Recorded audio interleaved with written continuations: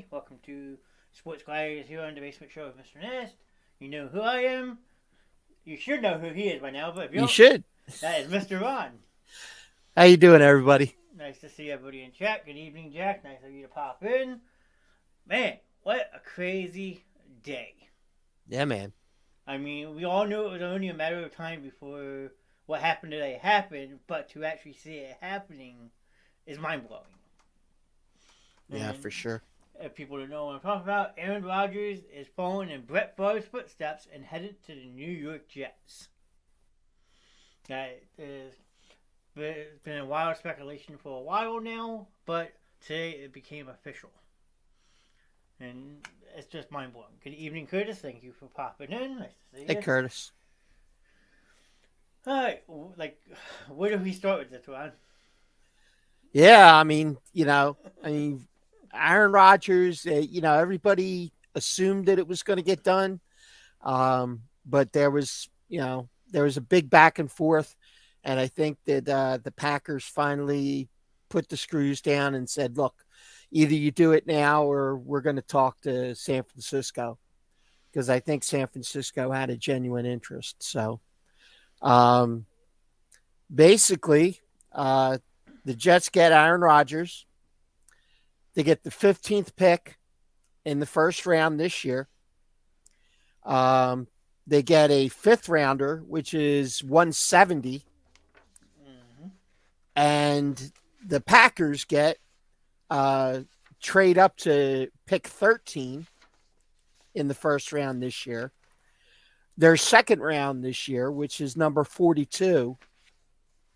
A sixth rounder, which is 207.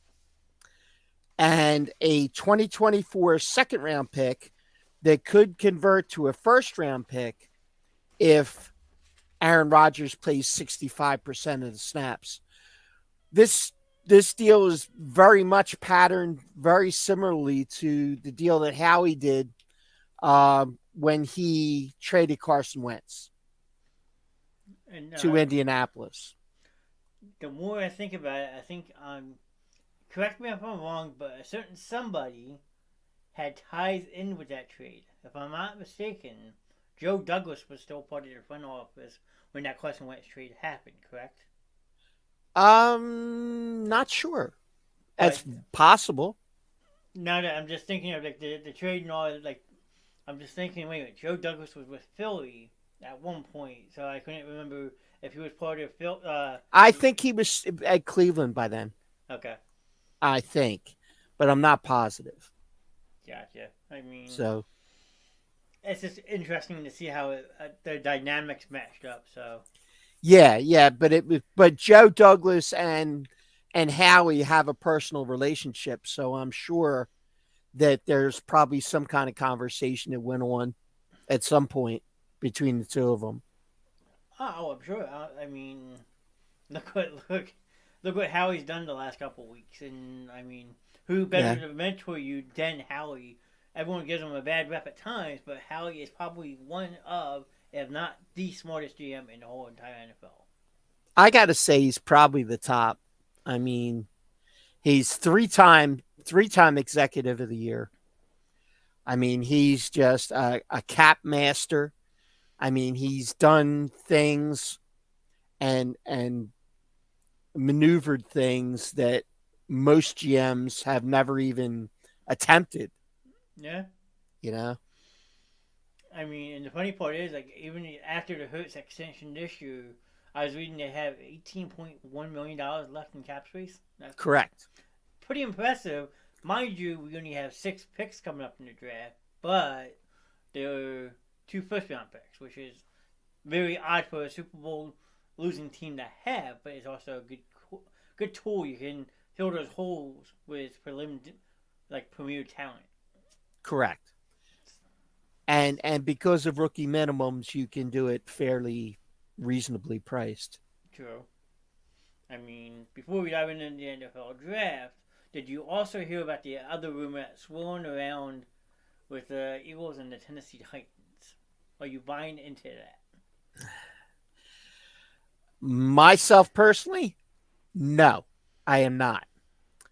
I believe that it's a smokescreen that was kind of put out there by Howie or somebody on Howie's behalf to kind of mask the fact that I think that it's becoming more and more apparent that it looks like Bijan Robinson is going to be the pick at 10. And I know a lot of people are happy about that. Myself, it's a stretch. Well, I don't know that it's a stretch. Okay, well, stay with me for a second and let me reason it out a little bit for you. Okay. Hi, Kelsey. A pick of Bijan Robinson at 10. Okay. Depending on how the beginning of the draft unfolds, I mean, this whole conversation could be for nothing.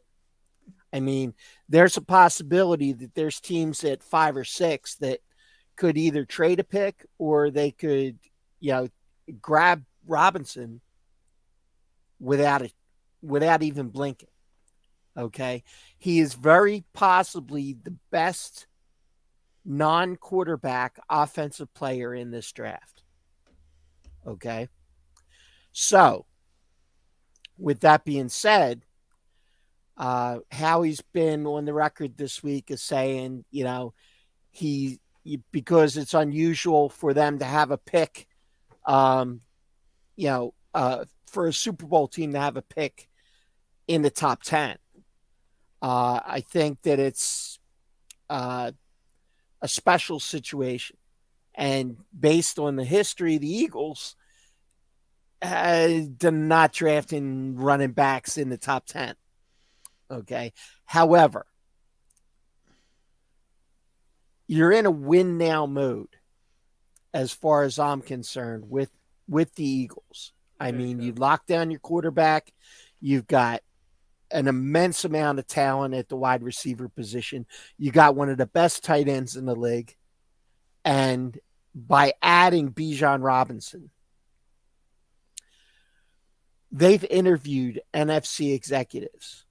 And to a letter, to a T, every single one of them said, "Oh my God, I hope the Eagles don't get Bijan Robinson because this offense will be unstoppable."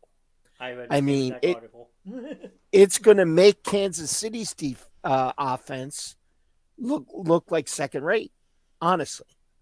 I mean, I don't know that there's a team out there that's going to be able to compete if the Eagles are popping out 200 yards rushing a game and controlling the clock and controlling the ball. Not to mention the fact that Robinson is an outstanding receiver out of the backfield who averaged in his senior year 16 yards a catch out of the backfield. So you're talking about a difference maker. You're talking about an impact player who steps in day one and makes this offense even better than it was. Okay. I mean, I read the exact same article about the executives being afraid if Robinson does fall to Philly that the Eagles will be, again, top echelon of the NFC. And yeah, I mean, he is a game changer for sure. And if you don't pick him, then I see a certain other team wanting to move up and draft him within our division. And the last thing you want to see is the Dallas Cowboys get their hands on this kid. Right. I mean, correct. With the injury to Tony Pollard, Bijan Robinson would step in day one and be their starting running back. Right. And when Pollard gets back, a tandem of Pollard and Robinson would be very, very difficult with CeeDee Lamb. Yeah. Would be very tough to deal with in the first half of the year until the Cowboys fold, which they usually do. That is very true. I mean, but just like looking at the top 10 picks right now, is there any team that you would be afraid who could spoil that party that you would have to actually try to trade up with Robinson? The Detroit Lions. They're at 6. At 6, I think that it would not be out of their character to make a move there. I think that Vegas, even though they have, they're pretty solid at running back. Mm-hmm. I mean, but, you know, Jacobs is getting a little long in the tooth. Yeah.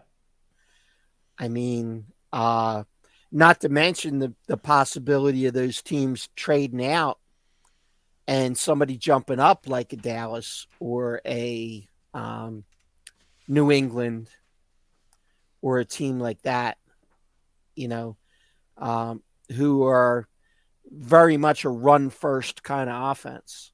Sure. I mean, I'm just looking at the first two rounds of the draft order, and both Dallas and New England. I mean, the Patriots have a higher first round pick, so they had we have the highest second round pick overall, like second round pick. Mm-hmm. But to jump up that much, you have to throw in a first for next year also. So who has the balls? Either Bill Belichick or Jerry Jones. You got to ask yourself that. Who has the bigger cojones to pull off a trade like that to move up damn near 10 spots to get this kid? I think that Dallas has been, let's be honest, probably in the last 3 or 4 drafts, I think Dallas has been embarrassed because they've telegraphed where they were going. Because, Jerry Jones is their GM and he can't keep his mouth shut. Sure. So they pretty much telegraphed what they were going to do the last couple of years. And every time they got beat to the punch. And it was usually by Howie Roseman. Yeah. I mean, they wanted Devontae Smith badly, and we traded up and we got him. And I think that put a sour taste in Jerry Jones' mouth. And I think that he's tired of being embarrassed, and he's going to do whatever it takes this time around to not have that happen again. Because if he ends up with egg on his face again, he just starts to look stupid. Yeah, and in that regards, though, you kind of got to blame Jerry Jones because he's the one that the Eagles traded with to move up to get Devontae Smith. Because that year we drafted him ahead of the New York Giants, who wanted him. Correct.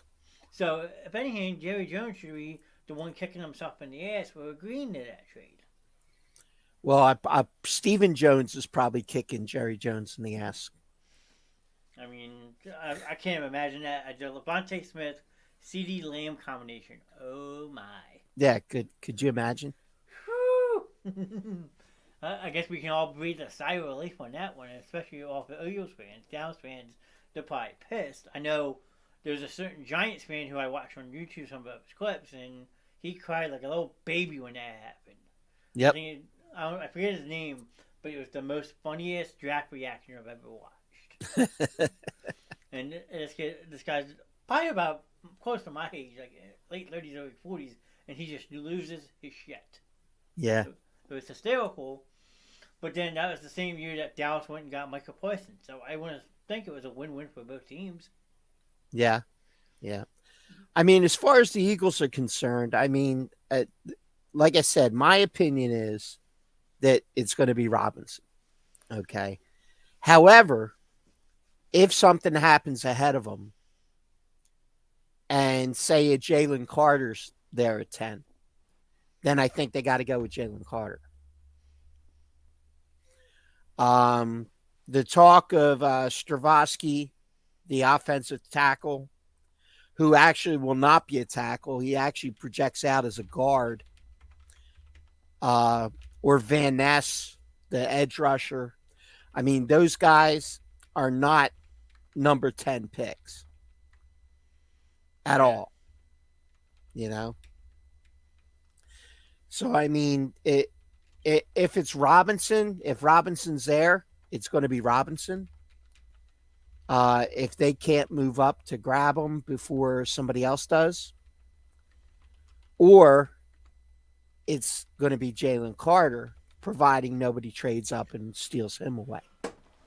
The only team I would say in the top 10 that has publicly come out and said they have physically met with him and felt better about his whole situation has been the Seattle Seahawks. So Right. the Seahawks intrigued me at number 5, taking someone like Carter, because given the fact they just released veteran defensive tackle Shelby Harris, who they acquired last year in that trade for Russell Wilson. Right. So And they just locked down their quarterback, so they're not picking a quarterback. So it's not out of character for Seattle to be drafting defense. true. Their defense was one of the scariest in the league at one time, and they kind of let it slip away a little bit. And I think that now that they've got the offense locked down a little bit, it would not surprise me at all to see them go defense with that pick. Very true. I mean, it's all very interesting if you ask me. But I mean, Seattle makes the most sense to take a defensive player. Detroit, I mean, they just lost Jamal Williams, but they still have DeAndre Swift. So a Robinson could make sense too. You already touched on Vegas and Josh Jacobs' situation being on the franchise tag this year. So now maybe you look towards your future if you don't bring back Jacobs back past this year. Mm-hmm. Atlanta, I don't think they really covet the running back position like most teams do. I think Atlanta's going to go quarterback. Really? Yeah. Even with the second year quarterback at the helm. Yes. Interesting. I believe that there's a good chance that Atlanta will go quarterback, depending on who's there. I mean, if one of the top tier guys drops down to them, it's going to be pretty tempting for them to not make that pick. I mean, I don't think you can draft a receiver in this draft at 6. They picked number 8. I don't think you can draft any receiver in this draft in the top 10. Fair enough. I mean, Detroit may have to look secondary also now, given the fact what they announced last week. I don't know if you heard that or not. What's that? I want to say 3 Detroit Lions players got popped in a gambling scandal. Oh, yeah. Okay. And 2 yeah. of which, I mean, granted they're unknown really defensive backs, but they're suspended indefinitely. And then they lost their last year's first round pick, Jameson Williams, for 6 games. For 6 games, yeah. So, yep. All for FanDuel, yeah. apparently. So, I mean, is it a crapshoot? Sure, but I mean, is the NFL being a bit strict? Maybe. Are they being selectively strict? I mean, very true. I mean, they're, I would wager that there's guys on every team that are doing it, but they're not getting caught. That is true. So I made these just for fun. With the first pick, the Carolina Panthers select who? C.J. Stroud. Ooh, you're going with Mr. Stroud at number 1, huh? Yes. Okay, I mean, if anyone in the chat has any suggestions, please feel free to interject. I think they go with Bryce Young. I think the talk of Stroud dropping down the draft board was smokescreen. I think that they've had their eye on Stroud since the beginning, and I think Houston covets Bryce Young. So, I mean, that would be the next pick. With the second pick, right? The Houston Texans select you saying Bryce Young. Bryce Young, correct. Another name that's been popping up on a lot of people's draft board since he had an awesome combine is the quarterback from Florida, Anthony Richardson. Right. So he could be. I mean, everyone's in play at number 2 after the first overall pick. Besides that, but right. I think Richardson's probably the 3rd quarterback to come off the board. Okay. Well, then you have a team in between that. The 3rd pick belongs to the Arizona Cardinals. Yep. We obviously know they're not going to draft a quarterback because they got Kyler Murray. So, 2 options here. You either trade back and get some draft capital, or you go, they need offensive linemen. I know that. First-year head coach. That should tell you all you need to know. They're going to want to make a splash. Probably looking at an edge rusher. at 3. And the top one, if I'm not mistaken, is a kid from Alabama named Will Anderson Jr. Correct. Thought so. So I would not be surprised to see Anderson go here to Arizona at 3 That will replace the great J.J. Watt. with a defensive-minded coach Okay. who needs to make a splash. And he next, needs to get those sack numbers up. Yeah, I mean, he has to actually blitz the quarterback. Will he do that in Arizona is to be determined. I mean, Arizona has a lot of moving pieces, I feel, coming up in the next couple of weeks. You got to see what happens with DeAndre Hopkins and so forth because they're looking to retool that team. Yeah, and I don't think it's so much about blitzing. I think it's about pressure. And, really technically, the amount of pressure that came from the interior line for the Eagles last year was a significant part of their success. So I think that anything they can do in the interior to make a splash, I think would be something that they're going to look at. Fair enough. And then the next one is also a first-year head coach. Right. With the 4th pick, Indianapolis is now on the clock. And this is probably Richardson. So you're like most analysts, you have 3 quarterbacks thrown in the top 4 picks. In the top 4, yeah. Yep. Arizona's not going to take a quarterback because they just paid Kyler Murray. Yes, who is unfortunately out for a couple weeks going into the season, coming back from that torn ACL. Right. But that's not enough to draft a quarterback third overall. No. Based off the contract that you just did give Murray. Correct. So then after that, we have Seattle. I think we both agreed that would maybe be where Carter goes to at 5. Yes. Or they trade the pick for somebody else to pick him at 5. I think that Seattle would be open to trading the pick also if they decide that it's not the guy for them. It very well could be. Yeah.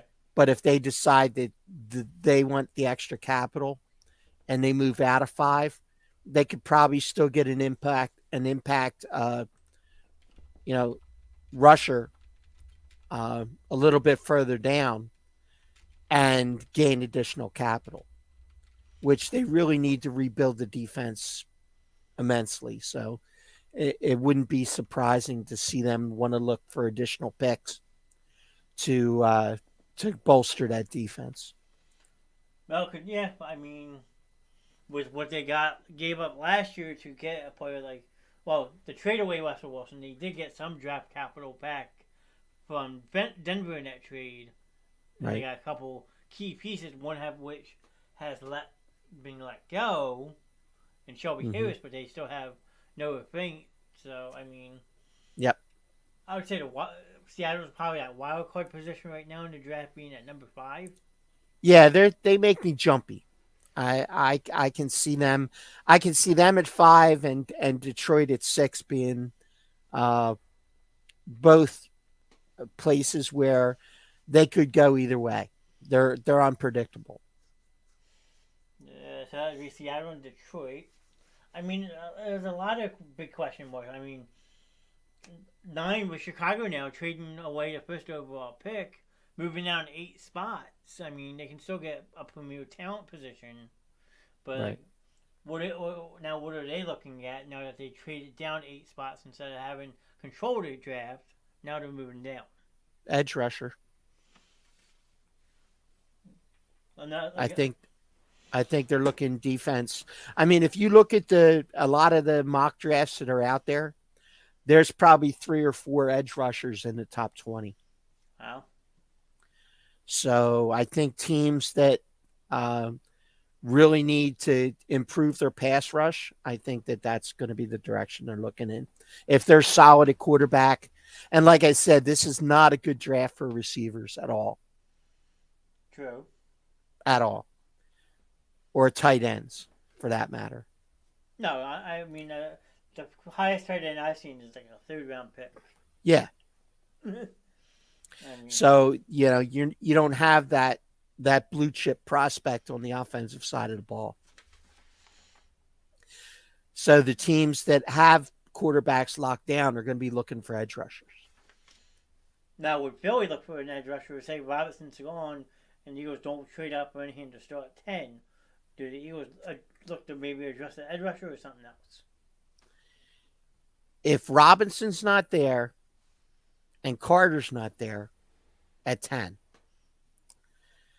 there's a possibility that he trades out at 10. I could see that. Because I think that probably somewhere in the teens, he can probably still get a guy like Van Ness or somebody similar on the edge who would kind of give them a little bit. It wouldn't be the same level that Carter would be. And they may not be like an instant impact, but I think that a guy like Van Ness could make an impact by the end of the year. I mean, because I'm not sure. I think he might still be a free agent. I don't know if they have him as rights or not. But Derek Barnett was supposed to be the next greatest Reggie White, and he turned into one of the biggest busts, in my opinion. I mean, always hurt, always penalized. Kind of reminded me of, God, I'm going to throw out a year. I think it was 2013 when they took Marcus Smith out of Louisville. Oh, God. Oh, my God. I'm putting Derek Barnett in that category. What a horrible pick. I mean, call me crazy, but, I mean, yeah, it wasn't pretty. Barnett never lived up to expectations. I agree with you 100% on that. But, yeah. Marcus Smith. I'm seeing if I can find a list real quick. So, nope, wrong button. Here we go. Past 10. Okay, here we go. See if I can pull this up real quick. Present. Share my screen. Because, I mean, the thing is that if Philly doesn't take Robinson at 10, I mean, I've seen mock drafts where he drops down into like 16. Well, we get down to 16, then we're looking at Washington, the Jets in Green Bay, the Patriots are at 14. Yeah, I mean, I don't see him getting past 14. No, I don't either. I think the Patriots would take a fly on him if he dropped down to 14. True. Because the Patriots are definitely covet the running back in their offense ever since Brady was gone. I mean, that is very true. So the picture I pulled up is the Eagles' first-round picks of all time. I'm just going to touch on a couple. Okay. So we're going to go from 2012 down to 2022. Oh, God. We have Fletcher Cox, 12th overall in 2012. Good one. Lane Johnson, 4th overall in 2013. Great one.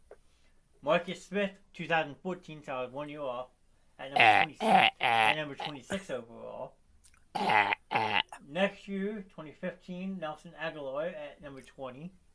Yeah, he was bad here, but he got better elsewhere. 2016, second overall, they took Carson Wentz. Yeah, good for a couple years. Yep. 2017, 14th overall, Derek Barnett.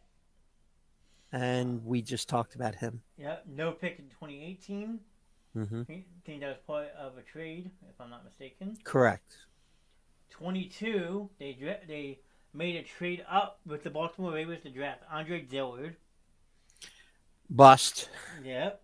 2020, 21st overall, which should have been Justin Jefferson, wound up being Jalen Reagor. Correct. Which was another one bust. Pick later, Jefferson went right immediately after. Yeah, and we all knew it was going to happen. I mean, Eagles fans were so hyped that we had the chance to take Justin Jefferson, and they didn't. Yep. Then 2021, 10th overall, Devontae Smith. I think that's paid off so far. Yes. Yeah, I think that's going to end up being a a good pick. I mean, and then last year, number 13 overall, they took Jordan Davis. And that's yet to be determined, but I think that Jordan Davis is going to earn his stripes this year. I truly believe that when he gets more reps, he really didn't get a lot of reps last year. So when he did get in there, um, he wasn't setting the world on fire, but he was also only getting into, you know, limited action. True. I mean, I'm seeing something real quick. Alright, so the last time, well, look how ironic that is. The last time the Eagles took a running back in the first round, okay, this is looking at this list, Yep. 1986. 86. Keith Byers, Ohio Keith State. Byers.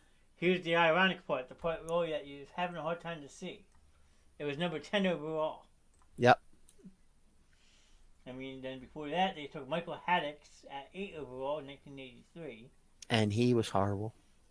Then up above that, you gotta go back to the 60s before they took a running back in that first round. Right.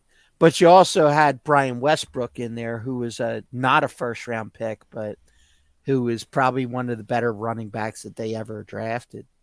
Westbrook, Shady McCoy, Yeah. Miles Sanders. I mean, he had one good year. But, Yeah. Yeah. I was never a Miles Sanders guy. I mean, you know my feelings about Penn State. Yeah. Not my favorite team. No, we all know. Yes, that's correct. So Miles Sanders, yeah, I mean, he got paid. I mean, but we didn't need a Miles Sanders in our offense, Very true. if that makes any sense. It does. I mean, some people would debate that, but I would tend to agree with that based off the fact that Super Bowl they hardly used them. I mean, Yeah. the Eagles' identity really has become having that running back who can catch out of the backfield. Correct. And that's why he has to go to a run first team. And that's why he ended up in Carolina. But is Carolina still a run first team even with a rookie quarterback? Yes, even more so.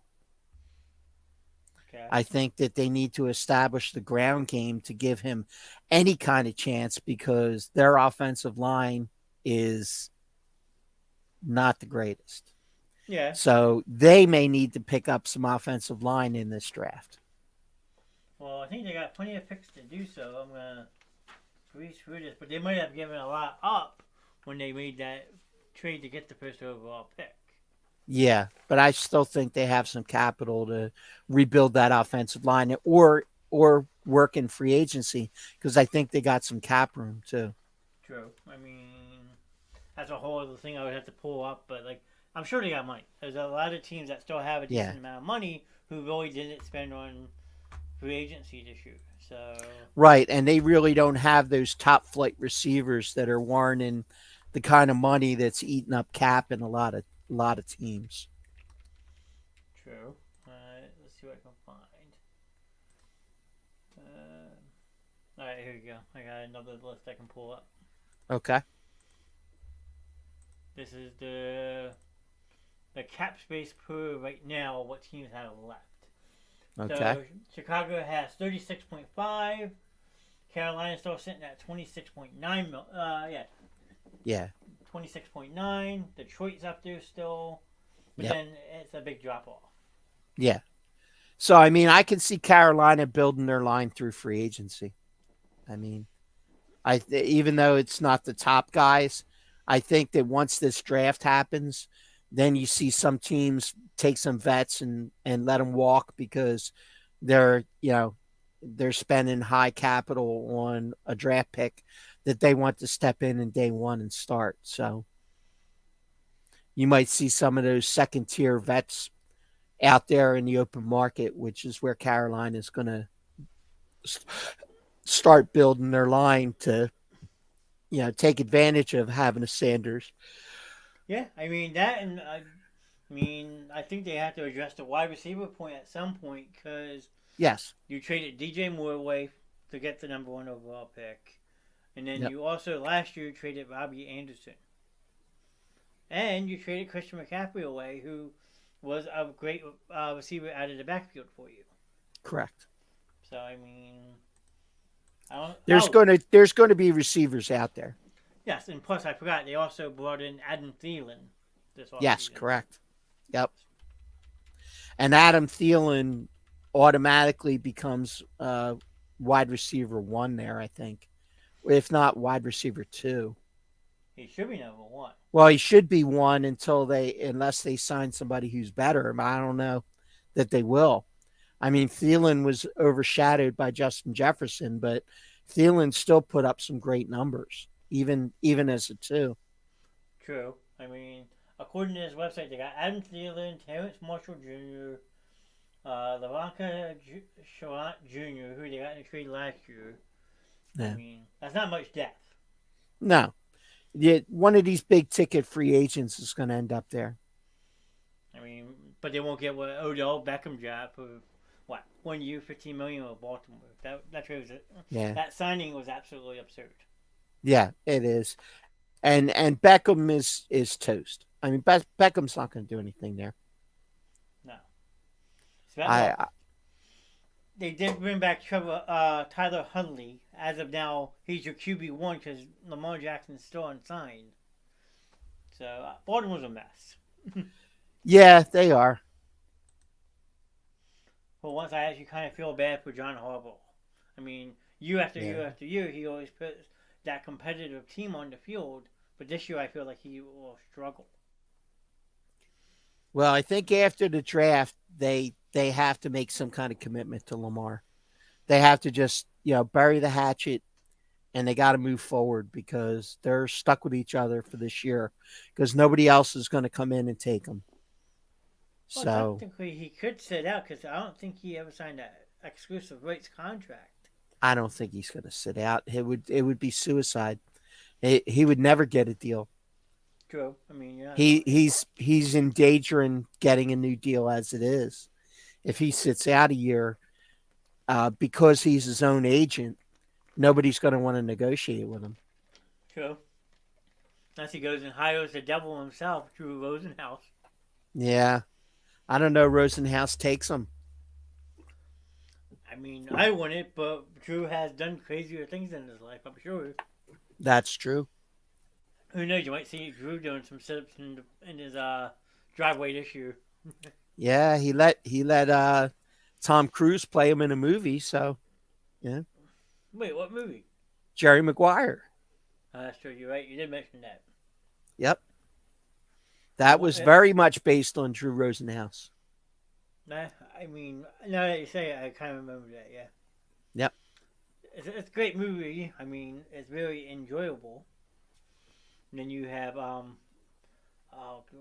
Jay Moore playing Bob Sugar. Yes. Yeah. I mean, stupid knowledge like that, can't help it, sorry. Yeah, no, that's good.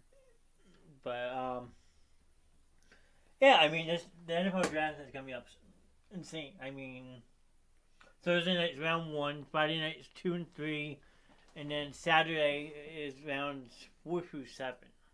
Correct. Now, do you like the new format, or do you wish they stick with the old one? No, I kind of like it the way it is, the way they set it up for this year. I mean, ironically enough, it's being hosted in Kansas City. Yeah. Won the Super Bowl, so they're going to have that whole big giant confetti bomb, whatever, for the Lombardi presentation. But yeah, there was rumors that Kansas City's looking to move up. Yeah. But I'm curious to see if that actually happens. I mean, my over-under right now, just a shot in the dark, I think we see a minimum of 5 trades in the first round alone. Okay.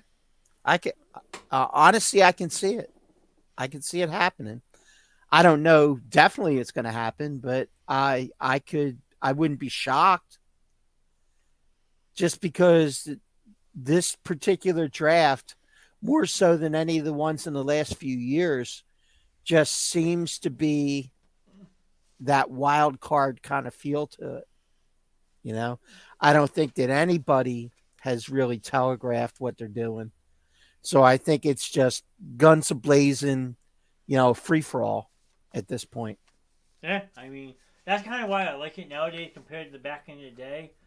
Because one, you got the rookie salary cap, which is a great addition. Two, you don't see inside many green rooms anymore. Like Yeah, players getting that infamous phone call beforehand.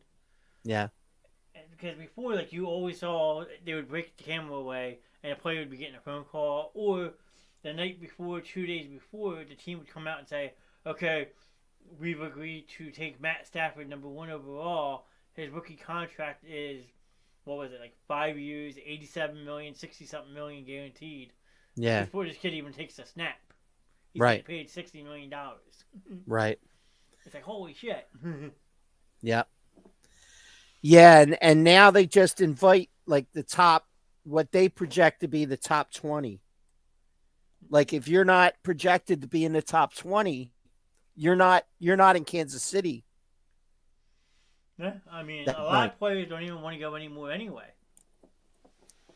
because they don't want Because to be that, sitting there and get caught on camera not getting picked. yeah, a case in point, Aaron Rodgers, the year he was drafted, Yeah. he was projected Now as I top 10 pick. yeah, man, I remember one year. I'm trying to remember who it was, but man, this they cut to him after every, and he just kept on getting slouching lower and lower and lower, and he went almost all the way out of the first round. Wow. And I wish I could remember who I was thinking, but I just can't. I mean, Aaron Rodgers had some infamous cut-ins, and he looked absolutely frustrated too. I mean, Yeah, yeah, he was sitting in the green room, and I probably cut to him about half a dozen times. and then to end up where he ended up and having to sit, you know, behind Favre for 3 years. Yeah, but he is no longer Aaron Rodgers in my eyes. I am calling Aaron No, Rodgers is now officially Brett Favre Jr. Brett Favre 2.0. Yep, and I will be getting my Brett Favre 2.0 jersey very soon. He'll be I heading don't care to if the I get it. Jets, and then he'll be in Minnesota. I mean, wouldn't that be ironic? I mean, then you could really call him Brett Favre Jr. Yeah, I mean, Brett that's Favre another. in Minnesota was a train wreck. Yeah, I That mean, had nothing to do with anything but Brett Favre's ego. true. He just wanted revenge in Yeah. the division. But now the biggest question is: does Green Bay surprise everybody and take a quarterback high? Because think about it. I Yes, They can't. you have Jordan Love this year, but after this year, he is technically a free agent.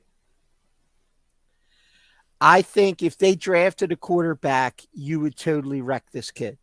I mean, they already wrecked him already by sticking him um, behind Aaron Rodgers, and Aaron Rodgers had absolutely zero interest in his development.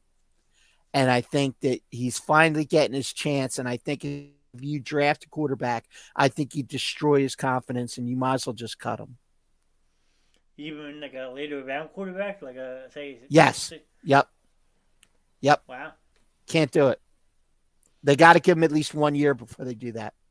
And if they suck bad enough this year, they'll have a much better pick next year.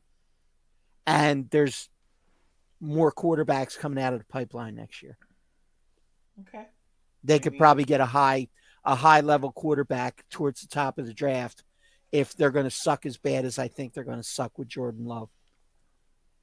I mean, we'll see. I know a lot of people who are actually happy to finally see this deal get done. Who, my friend Joe, who was on the show with us previewing the Super Bowl when he did the mascot thing, he has come out and said that he already has a Jordan Love jersey on order. Okay. I mean, he's buying into the whole Jordan Love era. My best friend Kristen, she's a big Packers fan. She's relieved that the Aaron Rodgers bullshit is finally over with. So, Well, there's a big difference between being happy Aaron Rodgers is gone and putting, all your eggs in the Jordan Love basket. Yeah, I mean, Jordan Love hasn't really shown anything, even in like preseason when he did get some work. He hasn't really shown anything super special that leads you to believe that he's the guy. I mean, he's the guy that's there, but he's going to have to prove it this year. He's just got to, if he doesn't have a top notch season this year, then I think they look at quarterback for next year. yeah, I mean, he did come in against the Philly game that Sunday night game this past year, but that was a mop up garbage time. I Yeah, mean, it's garbage time. yeah, he did make the game interesting, though. I will say Yeah, that. yeah. But But just say your scrubs are better than our scrubs. Congratulations. pretty much. So I mean, it's. I always look forward to the NFL draft because mostly because the unpredictability. You don't know what's going to happen, and it just leaves you saying, "Oh shit!" when something big happens. Yeah. Like last year when the Eagles made that big trade with the Tennessee Titans. Oh man. Yeah. To get AJ Brown, it's like, wait, what? What just happened? I mean, Everybody was flipping out. It's funny because I was watching and I was listening to WIP at the same time. And when they announced the trade, Ike Reese went berserk. I mean, Ike was like, "What?" I mean, it was crazy. if you go back and watch, I'll have to send you the click on YouTube. Sal Palantonio was covering the Eagles draft part of it for ESPN. So he was in South Philly when that trade happened. At Chicky and Pete's. Yes, but he was also at the Novacare complex Okay. after the fact. My cousin is a cameraman. He's a contractor who works for like NFL, ESPN, and stuff like that. And most of the time when Sal's in Philly, he'll be Sal's camera guy. Okay. So Sal actually gave him a shout out on the Scott Van Pelt show, saying that I had my cameraman walking around, open the window, and all you could hear when that trade was announced was all the people out in the streets smashing pots and pans, screaming like top of their lungs. Oh, that was a big deal.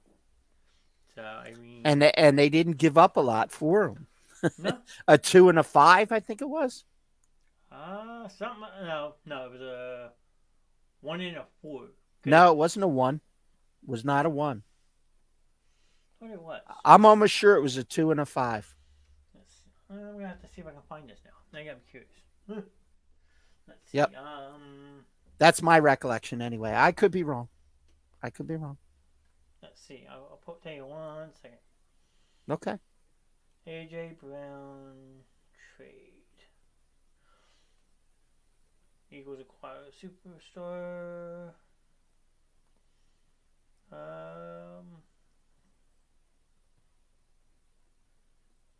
What is that? Hold on. The Eagles acquired AJ Brown for the 18th and the 101st pick, so it was a 1 and a 3. Okay. All right. But moments before they made that trade, everybody was in arms because the Arizona Cardinals acquired Hollywood Brown from the Ravens for like the 24th pick and a higher third round pick. Okay. All right.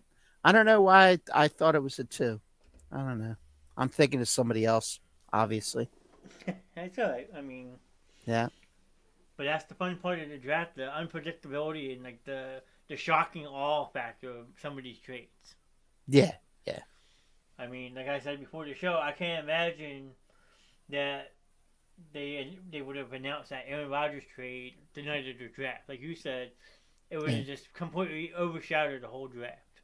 Right. And the NFL is not about somebody overshadowing the draft. No. They make this big production out of it. That is very true. And they do not want something like that taken over. We got Prince in the chat. Good evening, Prince. Nice to see you. Hey, Prince. It's just mind blowing though. I mean, you've seen bigger trades during the draft happen before, like still leaving the draft. The biggest one I can think of that doesn't even involve Philly was 1999. The New Orleans Saints trading their entire draft for a running back, Ricky Williams. Mike Ditka. Yes. And then his introductory press conference had the dreadlocks and everything. Yep. I mean, sure, I hope everyone's having a great night. Thank you, Prince. I hope you were having a wonderful night as well. Nice to see you in chat. If you have any comments on the NFL draft coming up, feel free to let us know. Yep. But, I mean... So, yeah, I mean, as far as the Eagles go, I think that, you know, that 30 pick becomes interesting, depending on where the 10 pick ends up going. I mean, if they get Bijan at 10, and then at 30, you know, I think there's a chance that they could go edge rush. They could go O-line. They could go linebacker. I don't think they're going to go linebacker because I think when they picked up the linebacker last week in the trade and or 2 weeks ago from Chicago, yeah, who was Chicago's leading tackler a couple years ago. He's an immediate starter. So you got him back there, and you've got Nakobe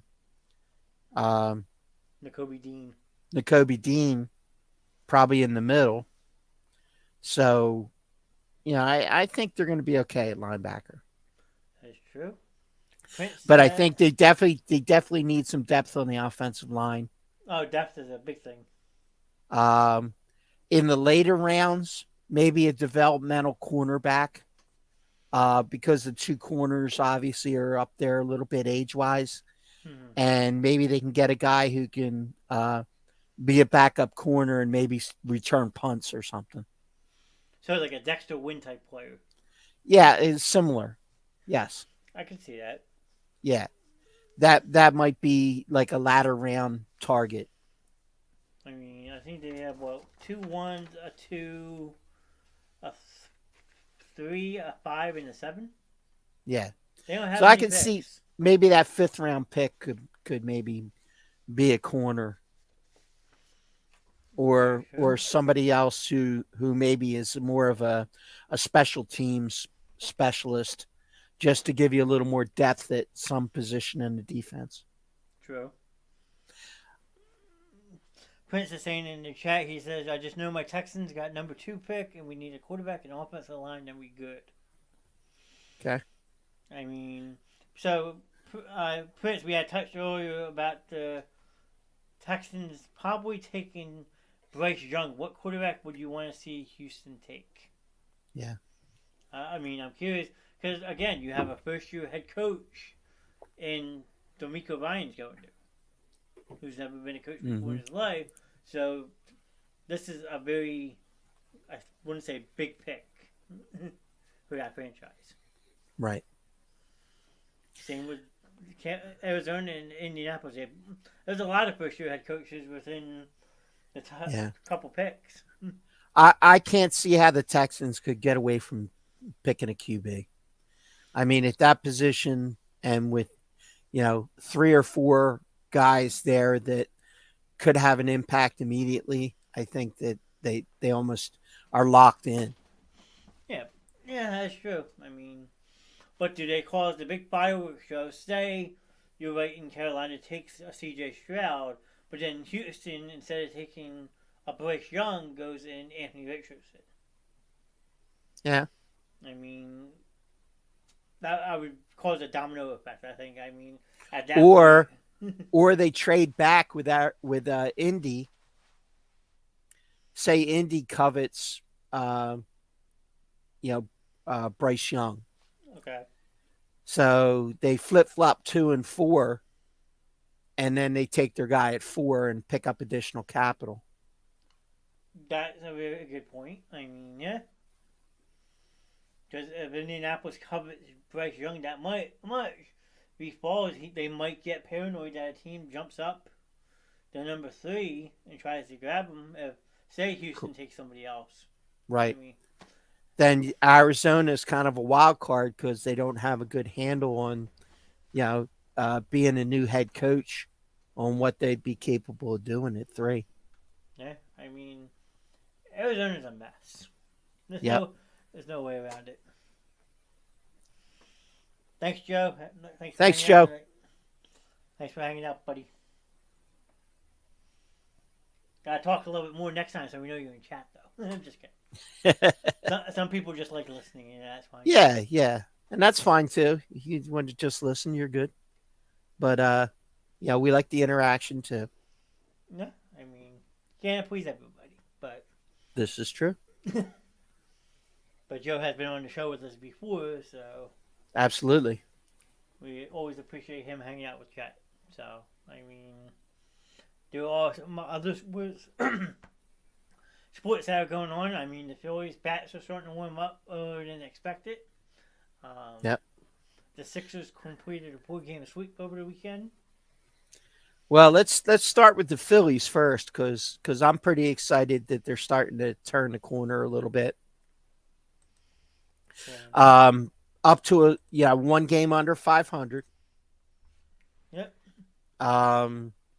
Which now that start doesn't seem as tragic as it did 2 weeks ago. Offensively, I mean, you really can't say too much about Brandon Marsh. Brandon Marsh has gone from a guy who was a shaky bat at best last year, especially towards the end of the season and into the postseason, and he changed something in his swing, and now he's hitting 364. I mean, he's leading the team. And he's hitting for power. I mean, he's hitting to all fields. He's hitting against righties and lefties. I mean, he's making his bid to be an everyday player, not being platooned, which, they've always used him as a platoon type player. But, I mean, he's showing this year he can hit off righties or lefties. Yeah. I mean, Bryson Stott's at 340. Sosa's at 317. Castellanos is over 300, like 317, and Bohm is at 302. And then you got Trey Turner just below at like 293. But, I mean, offense, like I said last week, offense doesn't seem to be the issue. Consistent offense seems to be an issue, because one night they score 9 runs in the first, and the next day they get a 1-hit shutout. Yeah. That's tough. Yeah, I mean, it's not pretty, Yeah. But, I mean, they're getting better pitching. The starters are starting to, look a little better. Nola's looking a little better. Wheeler look a little better, even though Wheeler had a little spot in this last start where he, in the same inning, he had a wild pitch and then he plunked a guy back to back. But he settled in. They still ended up winning the game. But, yeah, I mean, those top 2, like we talked about before, if the top 2 are starting to hit on all cylinders, then I think we'll be okay. Yeah, plus you might be getting Bryce back in a couple weeks, way ahead of schedule. And I don't even know if it's going to be a couple weeks. I mean, I wouldn't be surprised to see him be in the lineup tomorrow night. Really? Yeah. I mean, that's how close he is. He's been cleared to slide. So he has no restrictions as of right now. So he could pop up in this lineup any day. That's insane, considering how he had the surgery, December? Yeah. Yep. So December, January, February, 5 months, and he's already coming back? And he's already swinging the bat and swinging it well. Who is this guy? Arnold Schwarzenegger? Is he a T-3000? We don't know about it? I mean, come with me if you want to leave. I mean, geez, sign me up. I mean, yep. It's just funny because when he was in Washington, you see this guy, you just look at him as like an arrogant prick. Yeah. Who is full of himself. He has an ego that you couldn't control. Then he comes to Philly and like, holy shit, I love this guy. Yeah. He's a classic example of the guy that you hate when he's on the other team, but you love him when he's on your team. That is true. I mean, yeah. And then if you see along the bottom, I put up a little Phillies Blue Jays thing for May 9th. We got to decide on what we're doing soon, folks. So if you want to go to the game with us, I think we have 6 people definitely going. Hopefully it's still a dog night. I think It is. Yeah, they've confirmed. Okay, well, and we won't be like the idiot college kids having a food fight. We're just gonna go hang out, do a pop-up show in the stadium. Ron challenged us to do a hot dog eating contest.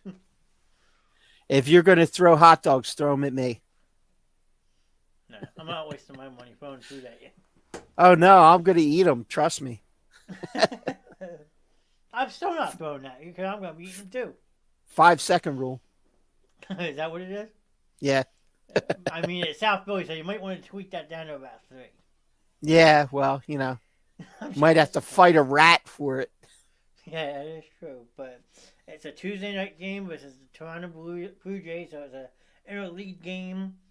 I mean, we're going to have to start looking at tickets probably within the next week, I would say, right? Yeah, definitely. I think that's a definite because they've been averaging about 40,000 a game. Yeah, I mean, it's nice to see people actually going to the stadium because there's been years in the past that Phillies don't start off as hot, so you're looking at maybe 25,000. So the fact that they're selling out 42,000 in April of all months, like probably not the warmest season to go see a baseball game, but it just says right. Yep, definitely. So I mean, I don't care if I gotta find a stadium room only ticket. I took the day off from work. I'm going. Yeah, me too. That's how I look at it. I mean, I took the day off. I know my buddies Tim and Gary took off, so they might be joining us. You said a couple people might be joining us, so yep, should be fun. Yep. Hopefully, we actually see one of our better offensive nights instead of a piss poor one. Yeah, that would be good. I mean, I've been to my fair share of games that are both exciting to watch and then hard to watch. Yes, indeed. And a couple of my friends, I don't know if he's watching or he might be on YouTube watching. My friend Vinny would tell you we went to a game before. It was Dog Night versus the Houston Astros back in the day. Okay. And Carlos Lee hit 3 home runs against us. Oh. And it started raining. It was just so dreary. It was miserable. And then all of a sudden we look over to our right. We're sitting in left field. And this kid, at the time, probably like 27, 28, so a little older than us, springs up out of his seat, looks around, doesn't say nothing, then bleh. You want to talk about a rotten smell that smelled like beer and hot dogs for the rest of the night? Oh, no. The only funny thing about that game, my friend would tell you, there was a guy that said Carlos Lee is still fat, F-A-T, and tried to hang it over the left field things, and the ushers made him take it back. Well, he kept putting it out there, so they literally took it from him. Yeah. So this guy gets mad. He leaves in like the 6th inning or whatever. We asked the seat ushers if we could have the sign. We weren't going to display it, but we just wanted the sign. So they let us they gave it to us, and then on the way home, we put it out the window as we're driving down 95. Nice. It was crazy. We had fun, but they got their butts kicked. I want to think what was it, 9-1 or 9-2, and Carlos Lee had 7 RBIs. Oh, wow. It was bad. You go back to the guy you were talking about in the stands. The number one rule is you heave, you leave. Yep. Yeah, you got to go, man. You got to go. And take the smell with you. That's all I can. Yeah, exactly. It was raunchy. And a little spick and span on that bitch. I mean, it was bad. I mean, yeah. Luckily it was about 20 seats down from us, but just it was a bad gust of wind. I mean, if you could still smell it from that far away, it had to be bad. Oh, it was. Put it this way, it cleared out half a section. Yeah. Because it didn't just land in front of him. They were talking about 5 rows in front of him, too. Uh-huh. Like how Morgan was making fun of me in my projectile bomb at the one night. Yes. Imagine that with beer and hot dogs coming out. Oh, no.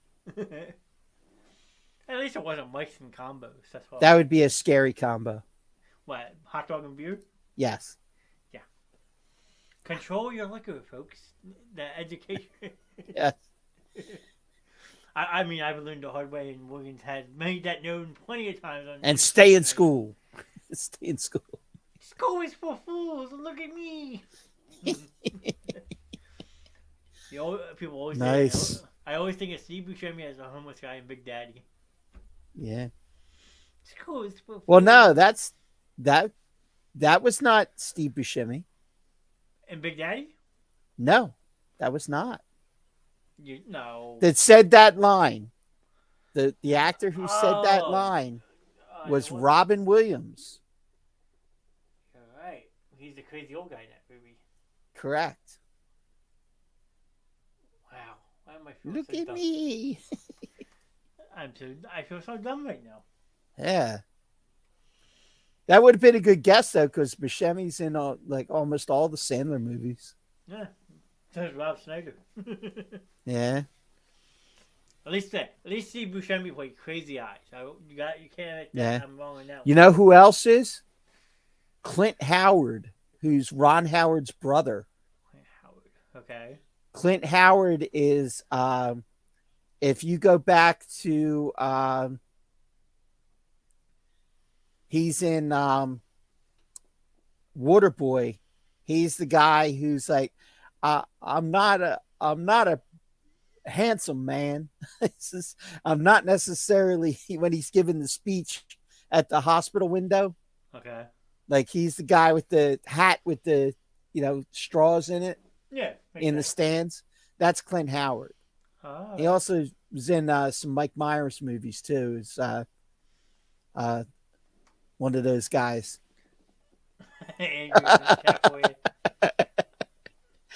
Thank you, Andrea.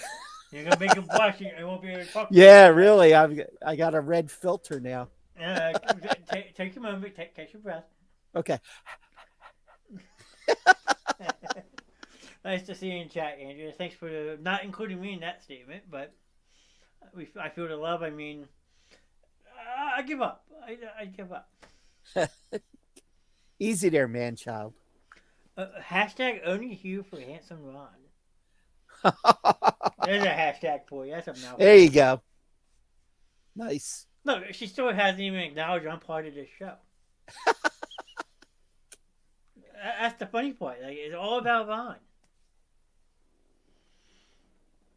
I literally came in when Ron said I'm not a handsome man. She timed that perfectly. Yeah. That's the movie quote. Yeah. But again, where's my acknowledgement? Oh, hi, John. That's all I'll get. There you go. That's all I want. I just want someone to say hi, John. That's all I mean. Or really, John? Yeah, really, yeah. Really, John? Yeah, I mean, I get that sometimes too. I mean, yeah. Depends who's on watching, but. Yep. But other than the Phillies. Sixers. Wow. Yeah, read that comment.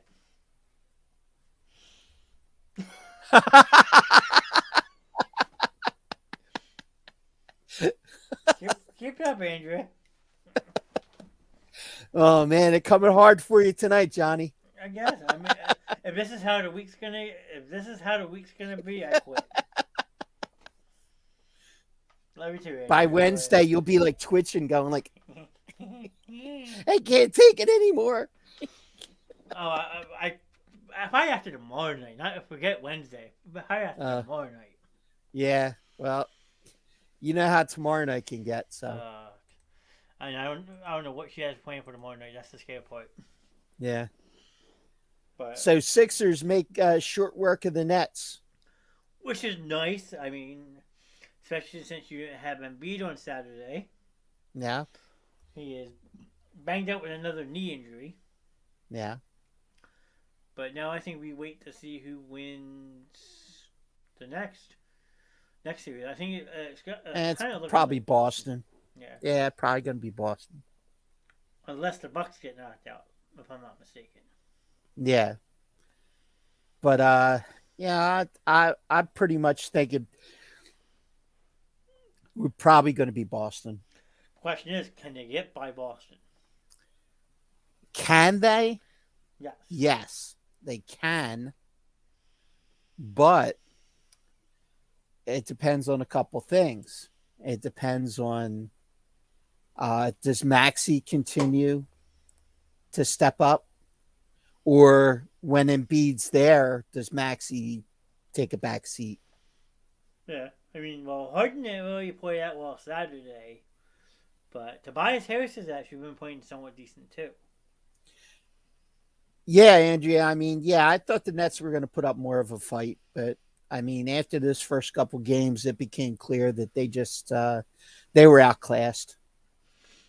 Well, the Nets have a great future though if they can hold on to players like Mikal Bridges, Seth Curry, Joe Harris. I mean, you can build a team around that core.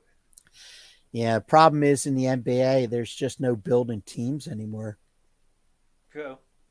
I mean, these guys get to the end of their contracts, and unless there's a max deal waiting on the table for them, they're looking elsewhere.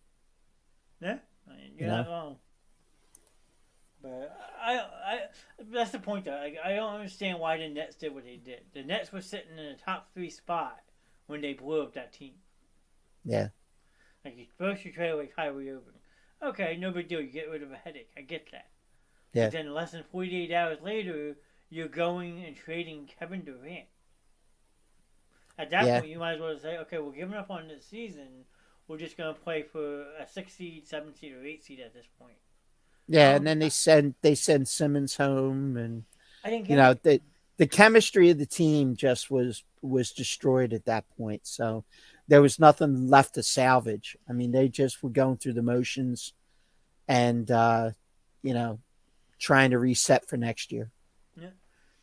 Andrew agrees with you, saying that's the sad part about the NBA with like It players is. that just want the money.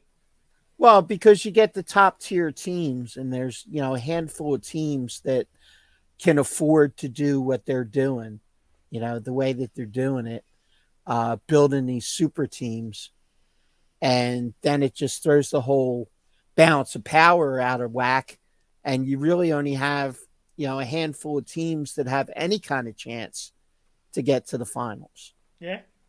I mean, it's basically there's six teams that could possibly get to the finals. You're not going to have that Cinderella team that's going to show up and and take on somebody and start knocking these teams out. It's it's very rare that that happens. Sure. I mean, Andrew brings up a good point. She said, I mean, look at the Lakers. They built a super team and it hasn't worked at all. That's true. As Well, that's opposed, because you got LaFraud James on the team. yeah, LaFlop. You That's what know, I call them, LaFlop James. I mean, they just they let LeBron dictate the team. I mean, the GM takes a back seat and lets LeBron says I'll come to your team, but I get a say in personnel. He did the same thing in Cleveland. He did when he went back to Cleveland. He did the same thing in Miami. Yeah, You know, I mean, he's got it in his head that he has certain guys that he wants to play with. and besides for the time in Miami, it really hasn't worked. No, I and that mean, Miami team was so stacked, there was no way they couldn't win. that is true. They were just outrageous to I have mean, three top level stars like that, and then their complementary players just had an amazing year. so would you say that Miami Heat team could contend with, say, a Golden State team from 2 years ago or 3 years ago? Yes, absolutely. Because of the way they were constructed, they really put some thought into the connecting pieces, and they actually took the time. It was Pat Riley, who's a great basketball mind, who assisted in putting that team together. And even though LeBron had a lot of say, I think Pat Riley had a lot of say as well. And Fair I enough. think he put together the right pieces. He knew what worked and he knew what was going to be successful, and that's what he did. Yeah, I mean, it worked. Back when D Wade was on the Heat, that was fun. Yeah. Yeah. Yeah, D Wade, absolutely. LeBron, Chris Bosh. He brought Yep, in Ray Allen for that 1 year. yep. Adoris Haslam was still playing. Um, I think they had That was Lamar just a good. Odom. That was just a good team. I mean, top to bottom. That's the kind of team that wins championships in this league. It's not just one or two guys. Yeah, You got to have the bench. You got to have the bench. yeah. It reminds you of the whole Jason Kelsey speech. It's the whole team. Yep. Yeah. But yeah, I mean, it'll be interesting to see at what capacity Embiid is when he comes back. If it's 100%, 90%, 80%. Because if it is Boston they play in the second round, they're going to need him. Yeah. And really, Boston doesn't, in my eyes, I don't think that Boston has an answer for Embiid. No.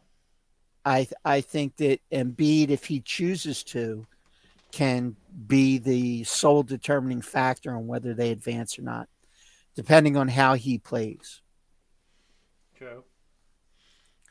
And I mean, that's not rocket science to say Embiid's got to play good, but when he's at the top of his game, not only is he scoring, but he's dishing, he's setting up the floor. I mean, he's doing a lot of stuff. True. Back when the Spurs last won the final, that was when everyone was involved. They didn't have a stat team. They had a team that worked well together. Yeah. True.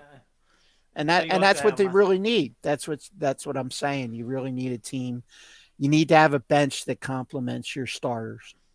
And you have a mastermind head coach in Greg Popovich too. Yes, yeah, that helps. And then is Embiid going to be healthy? I think he's got a few days off. I think I think he probably comes back and has a good effort in game one. I don't think he misses game one because they're going to have a good few days in between. If he had to jump right into another series after ending that Nets series, then I would have said, yeah, maybe he misses game one just to give him an extra day or two.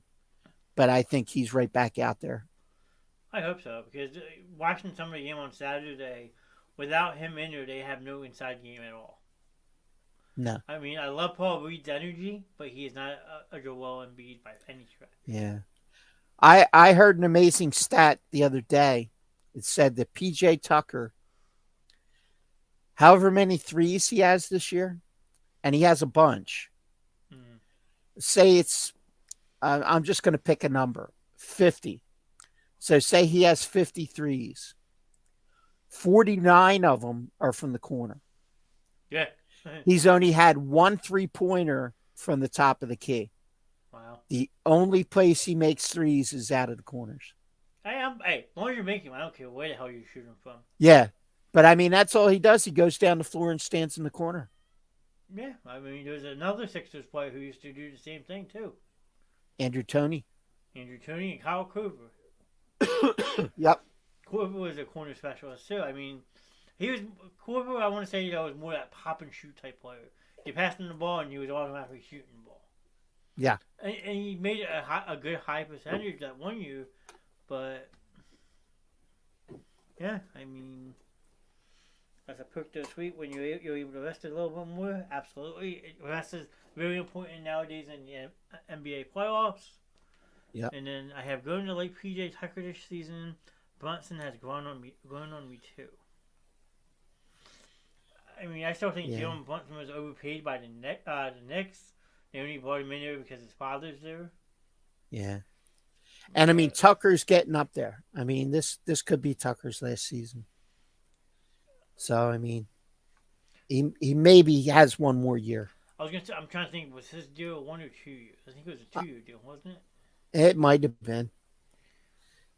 But I think max he's got this year and next. Yeah. And that's probably going to be it for him. And now someone like Tyrese Maxey, he has his movements, but then there's some moments that you're just like holding your head like, what is this kid doing? Yeah. Yeah. I think he tries to do too much sometimes. I think that he's out there and that's his reputation, is that he's just out there trying to get better game after game after game. And I think that sometimes he tries to do too much. And when he does that is when he makes mental errors. When do you think LeBron retires? I know he's trying to hold off to play with his son. Well, when's enough? The That's a sooner very the good. better. The That's a sooner very the good better. question. I'm not a big LeBron fan. And all this talk that he's the GOAT, yeah, no. Not for me. I don't know about you, John. He has his moments, but like you said, enough is enough. I mean, what more do you have to prove? Yes, I get it. You want to play a year with your son. You want that Yeah. father-son combination. I get that. But what even makes you think that's going to even happen? Can you actually sit here with a straight face and say that he's the greatest of all time? No, I can't. No. And I won't. I mean, I put him in the top 5, maybe. That being Just nice because of what he's accomplished. Yeah, but how many times has he done it by himself? Yeah, well, that's the problem. He has to have this, this big group of superstars around him to have any kind of level of success. And, when you look at, well, I mean, you can't really say that about a guy like Jordan, because Jordan did have a great team around him, but it wasn't like they went out and got free agents to put around him. Those were the guys that were on the team, and he just made them better. Yeah. That's a big difference than going out and recruiting, the best of the best to carry you up and down the court night after night. I mean, I will say MJ recruited one player to join him. And Okay. This is a stretch. You can laugh at me all you want. Okay. I think he had some recruiting power in getting Dennis Rodman to join Chicago. I wouldn't doubt it. And Rodman was a huge part of those teams. I mean, you want to talk a guy who crashes the boards, there's your guy right there. Mm-hmm. He was relentless. Yeah. Andrew says, do you think if he stayed in Cleveland, he would have been successful in his career? No. No. No, there's like, without a doubt, you can easily say that no, because Cleveland wasn't investing in the money he wanted to get these pieces in place. I don't know if that makes sense. I mean, yeah. They had that decent team, but they didn't have that all-star team. They were trying to build that team around LeBron. So if he would have stayed in Cleveland a few more years, then you would have seen the same thing. Him trying to recruit all these players to Cleveland. And Cleveland's a city that really can't afford to go over that luxury tax because they don't have that revenue coming in, say like a Miami or an LA does. Yep. So I don't know if that makes sense or not. No, it does. Makes perfect sense. So no, my answer is absolutely not. He does not have the same success. No. I mean, it was great that he went back and won the championship with them. I give him all the credit in the world for doing that, but he had help doing it. He felt like he owed the city after the way he left. He did it to himself. I know, but when he went back with the sole purpose of giving them a championship, so they got off his ass. So, I don't like how bandwagon LeBron is neither. He was struggling with Cleveland, so he jumped ship with a ring. And when team with the ring lost, he went crying back home till they lost again. Then he went on another bandwagon team. Absolutely, It's true. That's what he does. Andrew, that is a spot on comment. And that's why he's not the GOAT. No, because you got to go from city to city to win championships. That's Yep. what I kind of give Michael Jordan that edge. Because, yes, he left Chicago after a while. But majority of those championships he won, if not all of them, I think they all were won in Chicago. Because they built a team around him. It wasn't him out there pulling in different free agents every year. It was adding components that complemented his game. And it paid off. And it did. Those Chicago teams were excellent. Plus, they had a good head coach, Phil Jackson. And Jackson was a big part of that too. Absolutely. So, I mean, okay, I can't really name a top five because I know basketball, but not like the all-time greats. Who would be in your top five? Since you said LeBron, maybe a top five. Uh, this is tough. If you want a week to think about it, I'll let you have a week. Wilt, Okay. Kobe, Kareem, Jordan, and LeBron, not necessarily in that order. I mean, that is a heck of a top five, so. Yeah. And I mean, each one for a different reason, but, and that definitely not in that order. I mean, I'm a guy who will tell you that I think that no matter what, I think Jordan was number one. And I think Kobe was probably a close second. Okay. But when you're comparing eras, the era that Wilt played in was totally different than today's game. Yeah.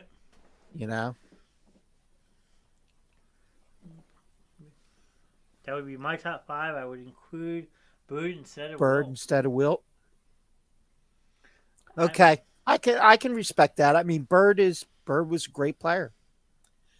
I mean, Bird was very important to his team. But I mean, a lot of people discount what Wilt was able to accomplish, but Wilt revolutionized the game. I mean, he really did. And, you got to understand back then that there was no 3-point shot when Wilt was playing. True. When Wilt's scoring all those points, he's scoring them in the paint. Yeah, Iverson, not a top five. I mean, Iverson was a great player. I mean, he was very good for his team, but I mean, he really doesn't belong in the conversation with guys like Kareem and Jordan. Iverson, in my eyes, would fall in maybe top 15. Yeah, I mean, he'd be up there. I mean, he was a great player. I mean, to me, a Hall of Fame kind of guy. Yeah. But definitely Not probably not in the elite. But going back to man, he was fun to watch though. God, he was fun to watch. Yep. And he gave you 100% every night. Oh, absolutely. He never took a game off. Same with this comment Andrea had made. She look at Tim Duncan. Dude never quit. With the Spurs, he didn't care if they won or not. He just wanted the ball. That's what I wish players would do. I get they want big bucks, but like to play the game. Yeah. That's a spot on comment. Yeah. Yep. Say Iverson's one of the best scorers, but not the best player. He was a great scorer, but he also was a ball hog. Yeah, that's true. So, I mean, Iverson, the thing about Iverson is the reason he scored a lot of points is he wouldn't pass the ball. I mean, he'd bring the ball down the court and he'd drive the lane and shoot it. Yeah, 95% of the time. He king of getting contact and getting to the foul line. He was not what you call him, the team player. No, he was just worried about practice. Yeah. You talk about practice, man. I saw a clip from Ted Lasso, and Ted Lasso is in the locker room, and he gives Iverson's practice speech to a soccer player. Oh, it was what's his name? The guy that plays him. What's his name? Ronaldo, Messi. The guy from Saturday Night Live that plays Ted Lasso. Chris Farley? No. Will Ferrell? No, stop saying names. Okay. Give me a second. Not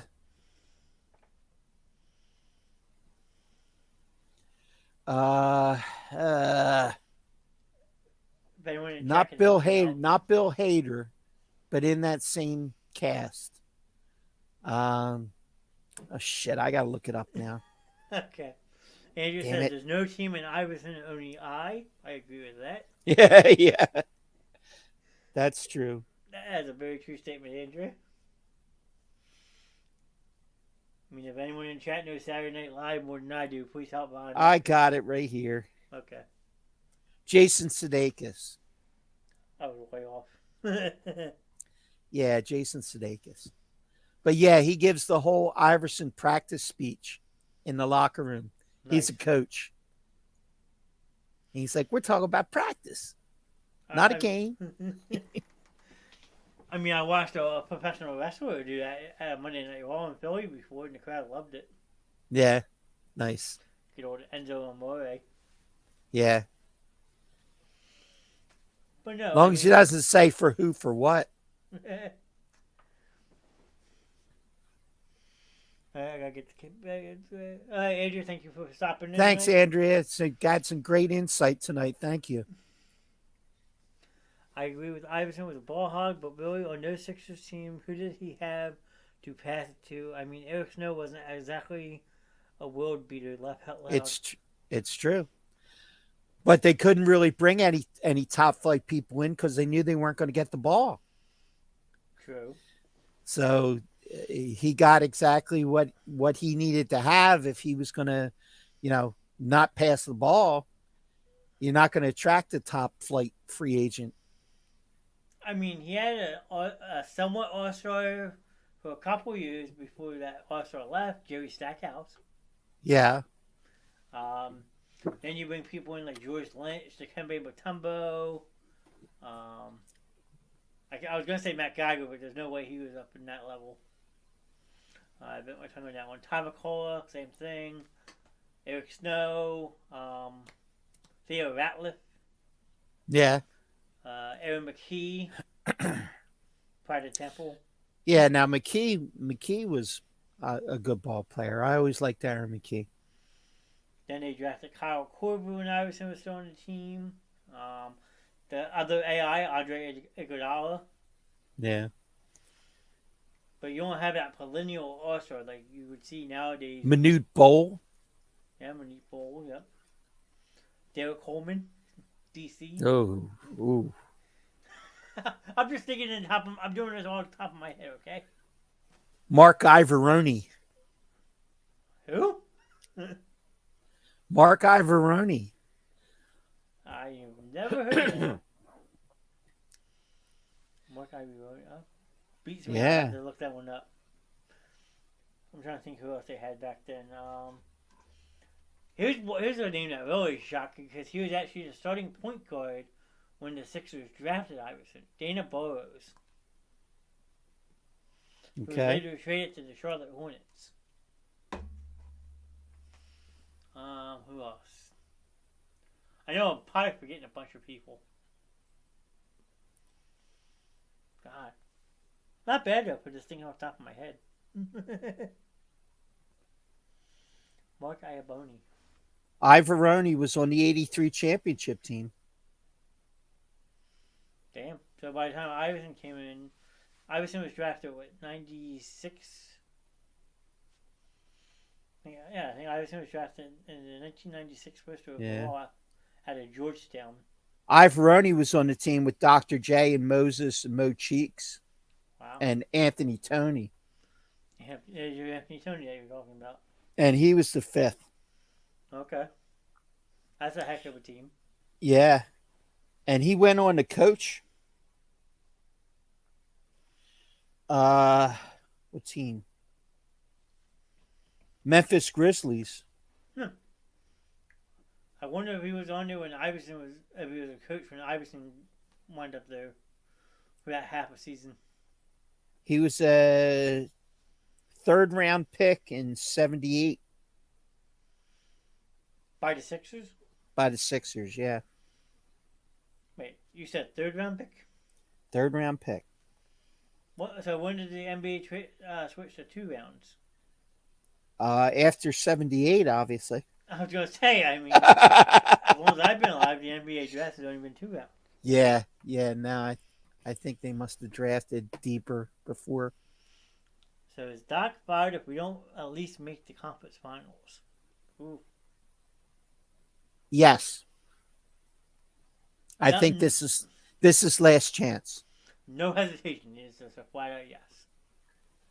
Yes, I think that it's finals are out. Wow. Yep. Now, when you I, put that type of stipulation in place, I would tend to agree. Now, my biggest question is: do you maybe promote somebody from within the coaching staff, or do you just completely start over? I think you probably go outside for somebody a little more high profile. Because if you believe you still have a chance, your window's still open. Obviously, you still got Embiid for a couple more years. I think you have to have somebody who, rather than take somebody who's learning on the job, you got to take somebody that Embiid is going to embrace and buy into. And I think that would have to be somebody with a little more experience. Because you know who I'm thinking about, right? Who? Sam Cassell. Cassell? Yeah. Meaning, I mean, I think he's going to get his shot down the road somewhere. I just don't know it's going to be in this particular situation. because I've seen he's been working a lot with Maxey and Harden with the Gardens. But Yeah, like you said, you need someone that Embiid's going to trust. right, exactly. Because Embiid knows he's only got a couple years left, probably. Mark says, I think the process has been such a huge bust. Other than Embiid, Coangelo, and Hickey really messed this up. Well, I think Coangelo messed this up. I mean, I think Hinkie. If it wasn't for Hinkie, we don't have Embiid. True. You know, I don't know. There's a lot of debate on both sides of the process. I mean, the process was hard to live through. I mean, having to suffer through all that losing for the Yeah. promise that maybe someday will be good. Um, well, someday's here, but you also were back in a time when they weren't attracting the kind of free agents that they're attracting now because people want to play with Embiid. True. You really didn't have that centerpiece that made that top flight free agent say, "Hey, I want to go to Philly." I Yeah. think they're on the verge of winning. Instead, you You had know, people like Drew Holiday, Hollis Thompson. Oh God. Maurice Spates. Iguodala. Yeah, I just remember, just like I remember some players, but not many players that you can say that we got rid of actually went on to greatness, other than a player like Andre Iguodala. yeah. But I mean, it's hit or miss. I mean, like you said, that window is slowly closing on Embiid, and I would love to see him at least get one ring Yep. because I think he wins MVP this year for sure. I think so. But other than that, at most, I think you got 3 years left with him. Yeah, barring any major injury, And then at I'd that say point, that's a reasonable time frame. he just says, "Okay, I'm obviously not going to win here. Give me away. Let me go at least Yeah, get one." let me go somewhere to one of these super teams and get a championship. And it's a shame because if he did do something like that, I see him winning year one. Depending on the situation, yeah, and what they ask him to do. I mean, if he goes to a situation where he doesn't have to be the guy, you never know what he's capable of. That is I mean, true. right now he's got the pressure of being the guy, you Yeah. know. OG Bobby Davis in the chat. That's who OG Bobby D is on Twitch. Okay. My friend Bobby. Nice to see you, Bobby. Thanks for popping in tonight. Thanks, And Bob. Mark is Harden gone after this year? It depends on if they win or not. If they make it to the finals, no. If they don't make it to the finals, yes. My opinion. I think he's mentally prepared to go back to Houston. So you're still calling it Houston reunion, huh? Yep, I believe so. Because he can opt out after this year, correct? Correct. But I think if they go to the finals and they make it a competitive final, then I think he comes back for one more year because he knows they're that close. But if not, if they crap out in the second round again, yeah, he's out. So then that would put all the pressure back on Maxi to step up his game. Yes, correct. And then they go out and have to bring somebody else in to help Yeah. with that. Because where Maxi Maybe has the capability, he's not that solid number 2. He's like a more 3-4 role player type guy. he might look to a guy like Lillard. Okay, so Damian Lillard. Portland Trailblazers, okay.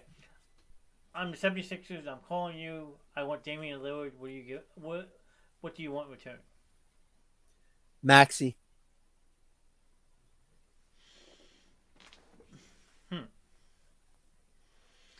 That's what it's gonna cost.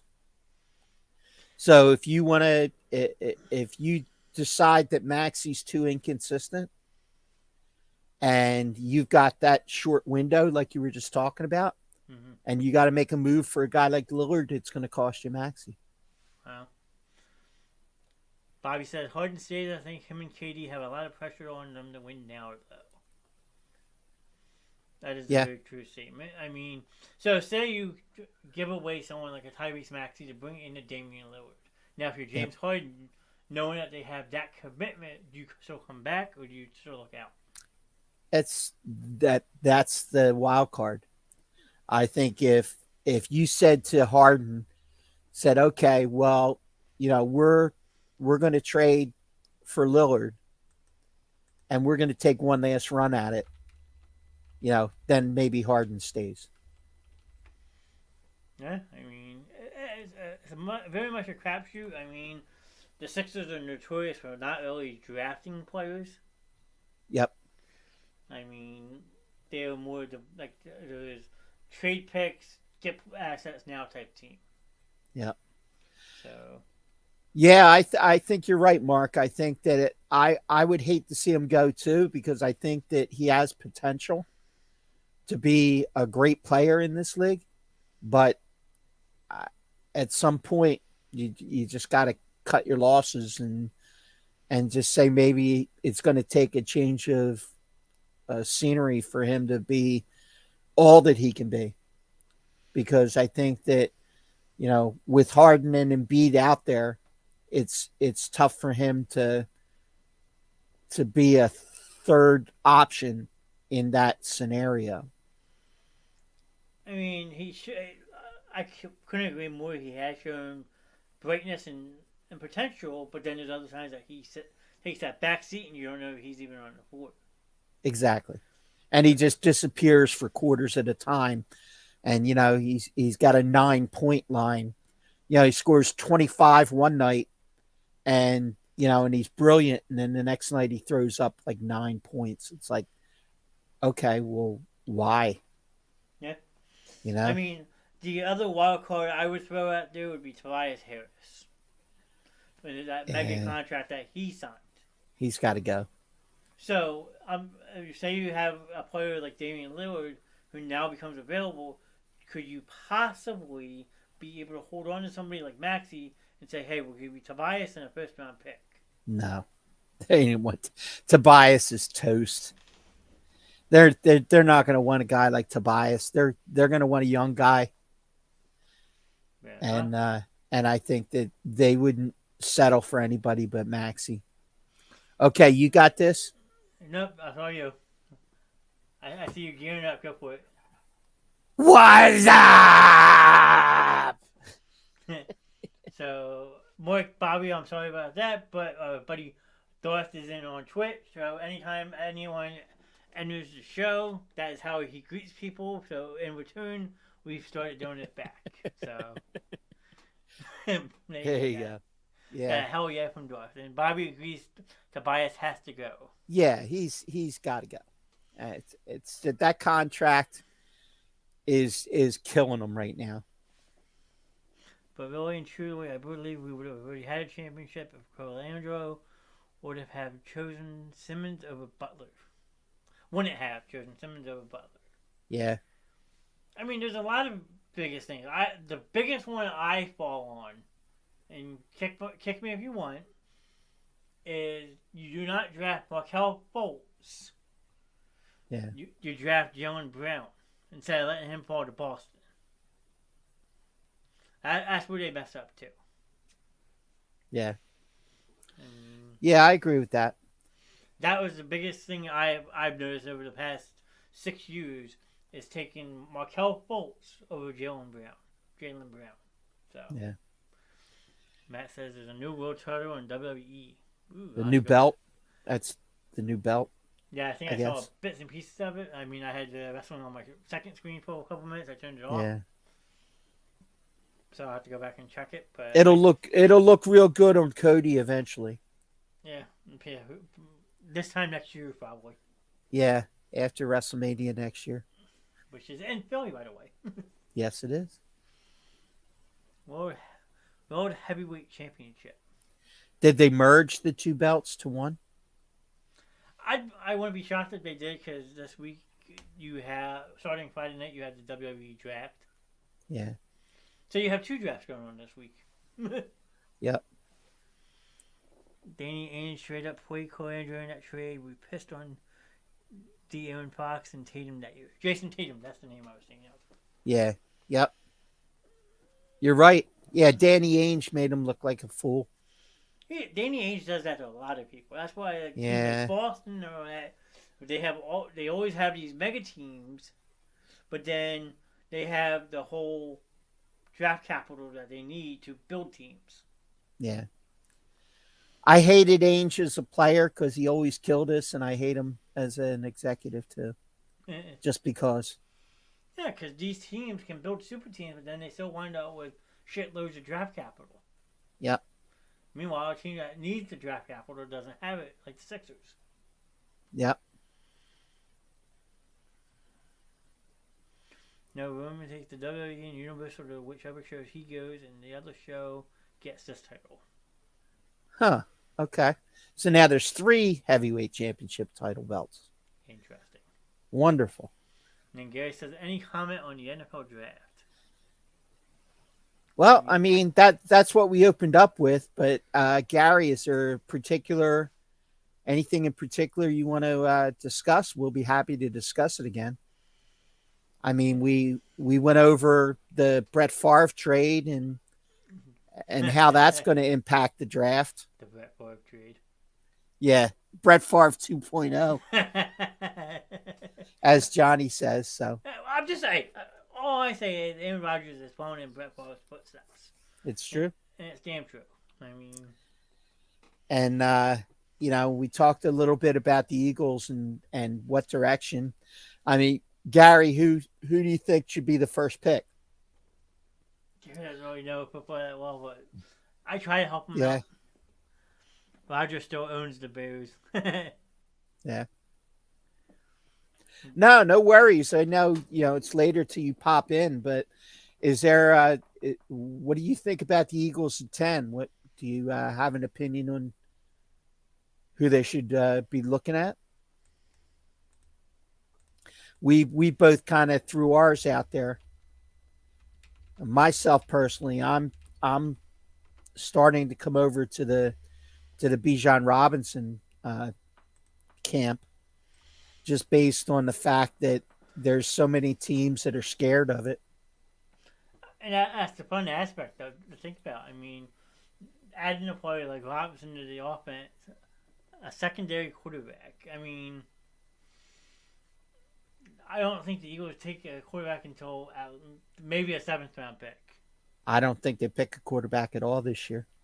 And you got Mariota, you got as your backup, and you got Jalen Hurts, and then you've still got Ian Rook, right? Yeah, Ian Rook from Notre Dame, who was a 4th round pick a couple years ago. Yeah, so I mean, I think he's probably the practice squad guy, and they probably don't look in that direction. I think they're definitely going to look at some point in the draft to address backup on the offensive line. I think an edge rusher, probably a corner, and Bijan Robinson at running back, probably with that 10th pick if he's there. I mean, that's the biggest question right now, if he's there, because like we had mentioned, possibly Yeah, a couple teams maybe trying to trade up and grab him. Mark, that's true. It's not his history, but we never expected to be picking this high. And when there's a talent of that level that will take this offense to another tier, I think that he's definitely considering it. I think that that's why my opinion is that he floated this Derrick Henry thing to kind of put up a smokescreen. Gary says safety. I mean, Safety, yeah, I mean, you can't go wrong. I mean, they did pick up a couple younger safeties in free agency. So, I mean, they're not as old at safety as they are at corner with Slay and uh, Bradbury. yeah, Bradbury. You know, so they probably have to look at and maybe investing in a younger corner. So if Jalen Carter is there at 10, do you pull the trigger?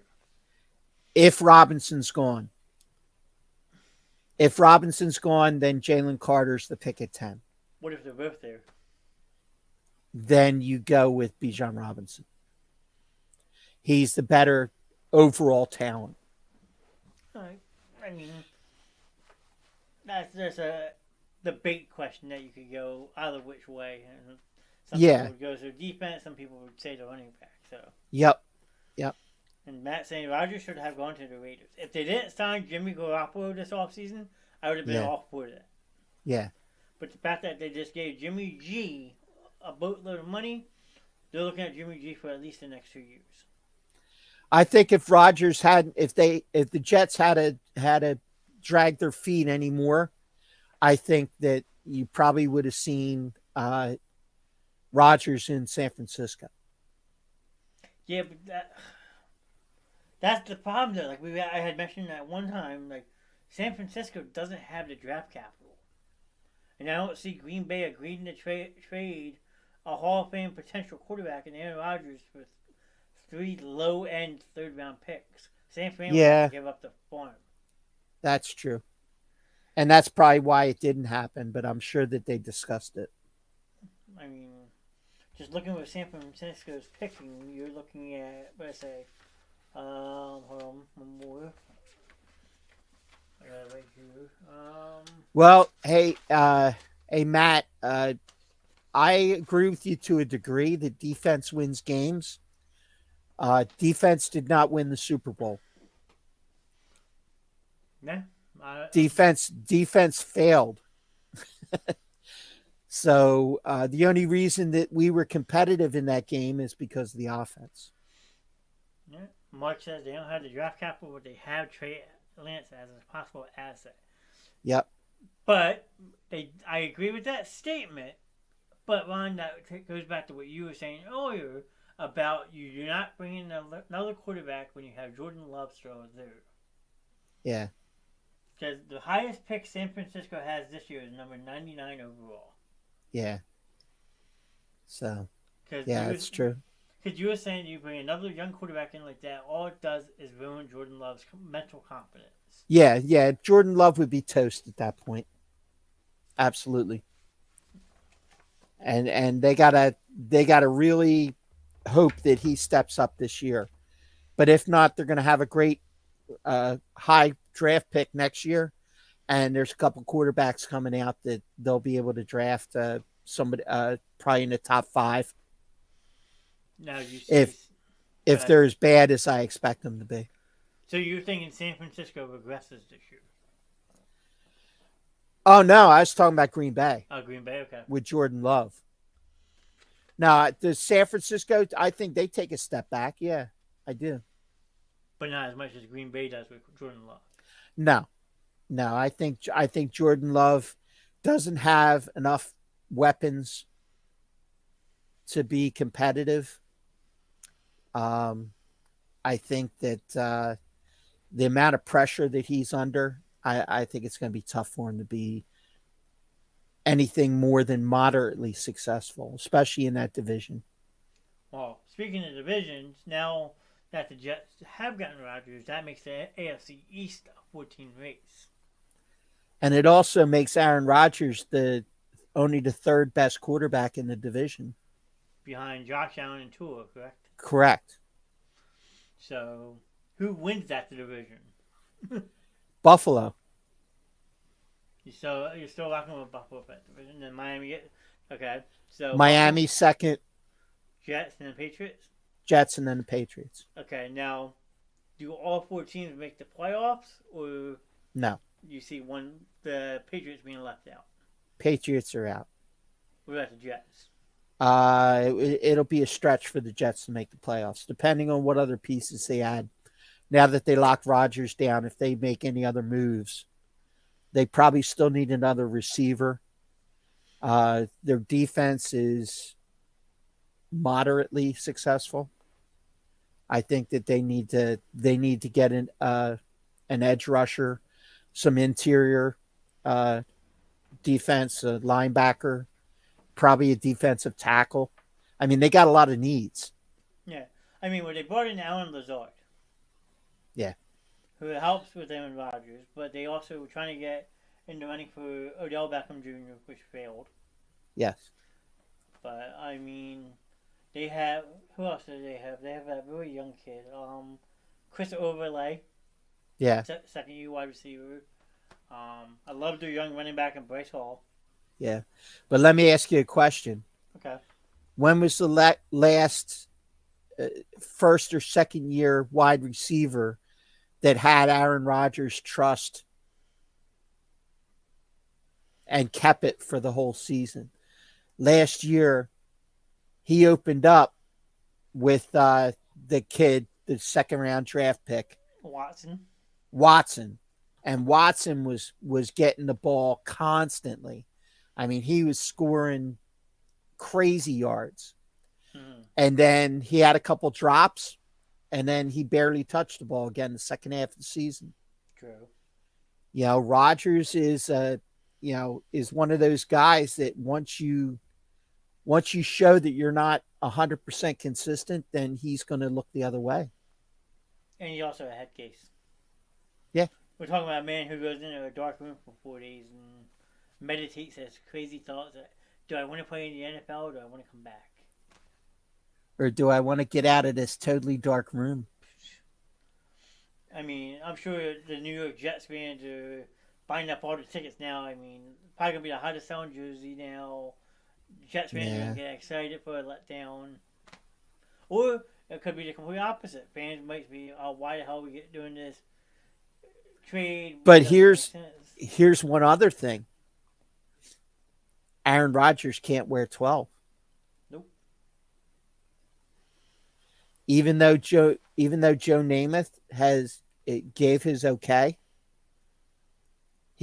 they won't do it. I think he has come out and said he's going to go back to his college number, if I'm not mistaken. Yeah, I don't know what his college number was. Well, the picture I had number 8. I doubt that's it. I think his college number was either number 2 or number 6. I have to look. Yeah. Well, I got a feeling a lot of people are going to be calling him number 2 by the end of the year. Well, I don't know about that. Well, the biggest one that is now saying what the fuck to is, granted, they lost Mike White. Mike White signed with the Miami Dolphins. Yep. But now you still have to do something with Zach Wilson. And Zach Wilson is not happy. Of course not. You're the number 2 overall pick. You expect to be the face of a franchise.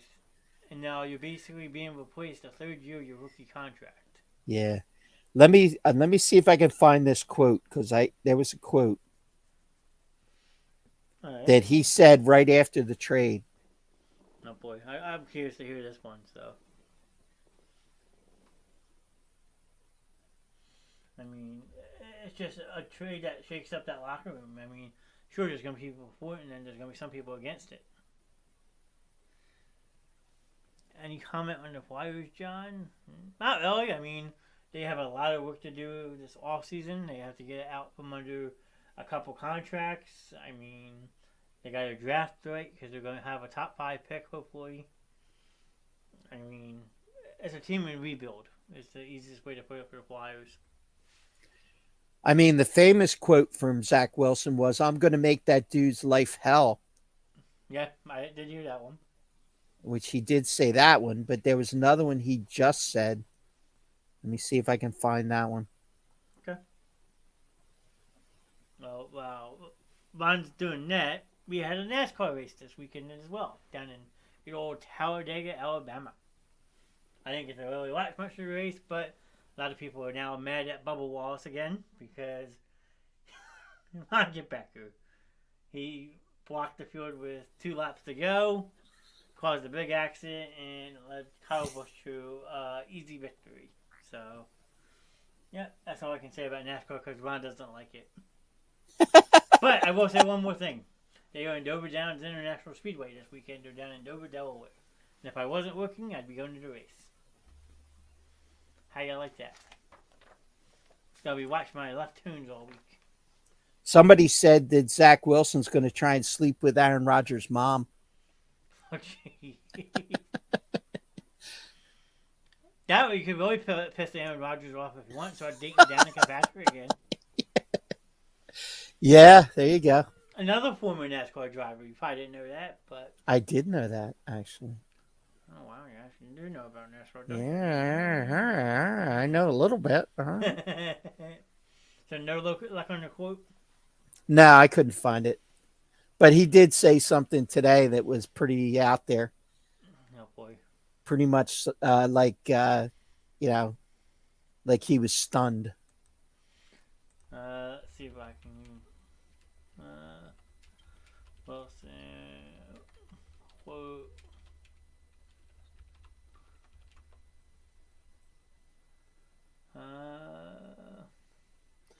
When I put that in, it just gave back the old quote over and over again. Fair enough.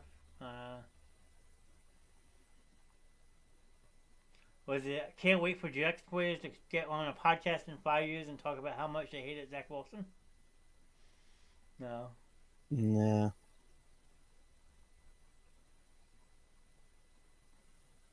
Yeah, I don't know. I mean, it'd be a quite interesting development, though, that's for sure.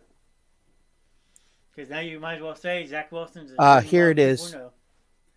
He said, "They will regret this trade for the next 20 years. It's become personal to me." Oh, wow. That's what he said today. Damn. They will regret this trade for the next 20 years. It has become personal to me. Yes. Oof. That's an easy way to walk yourself out of a job. Yeah. So tomorrow, Zach Wilson gets released. I mean, if they can get... Or he gets traded in the draft. Yeah, I mean, for like a 7th round pick. Yeah. Because we just saw a couple weeks ago that even a high-end draft pick nowadays from a couple years ago isn't worth shit. Because that same draft, Detroit took that cornerback Jeff Otop from Ohio State, like right underneath Zach Wilson. And they just traded him away to another team, and all they got back was a 5th round pick. Yep. So, I mean, I guess we shall see what happens. Yeah, maybe. Starting Thursday? Yeah, should be interesting. I mean, I know I'll be doing Turnbuckle Thursday, but I will have the draft on my side computer since I can watch TV down here, so I can actually do live NFL draft cut-ins too. Yep. But I know I'll be glued to the TV Thursday. I normally am. That's why I have my sheets right next to me for the whole draft order ready to go. Yeah.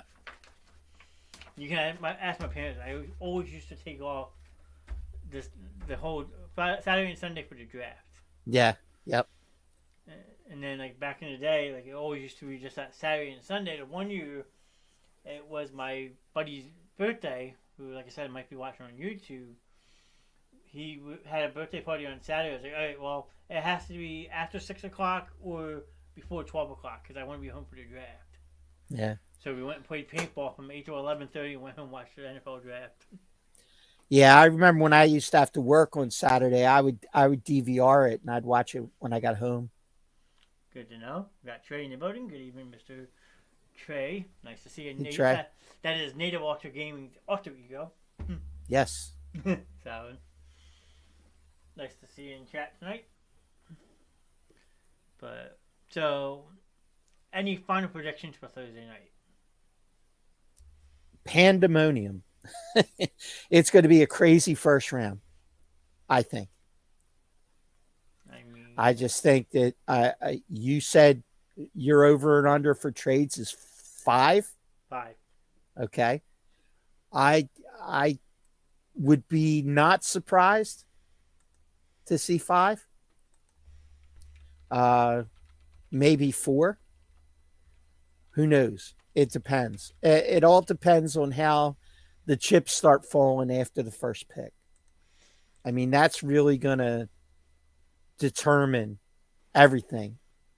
You know, because once teams start getting nervous, then that's when they start wheeling and dealing. And like, we both agree that Arizona's in a very vulnerable spot, number 3. Absolutely. Yep. Because they're the only team in the top 5 that doesn't need a quarterback. Well, in the top 4 that doesn't need a quarterback. So, you know, what they do there will have a lot to do with what happens after. And mark my words, I still am very, very weary of the Detroit Lions because I'm a Dan Campbell fan, which you know. Mm-hmm. And I think that I would not be shocked to see them make a bold move.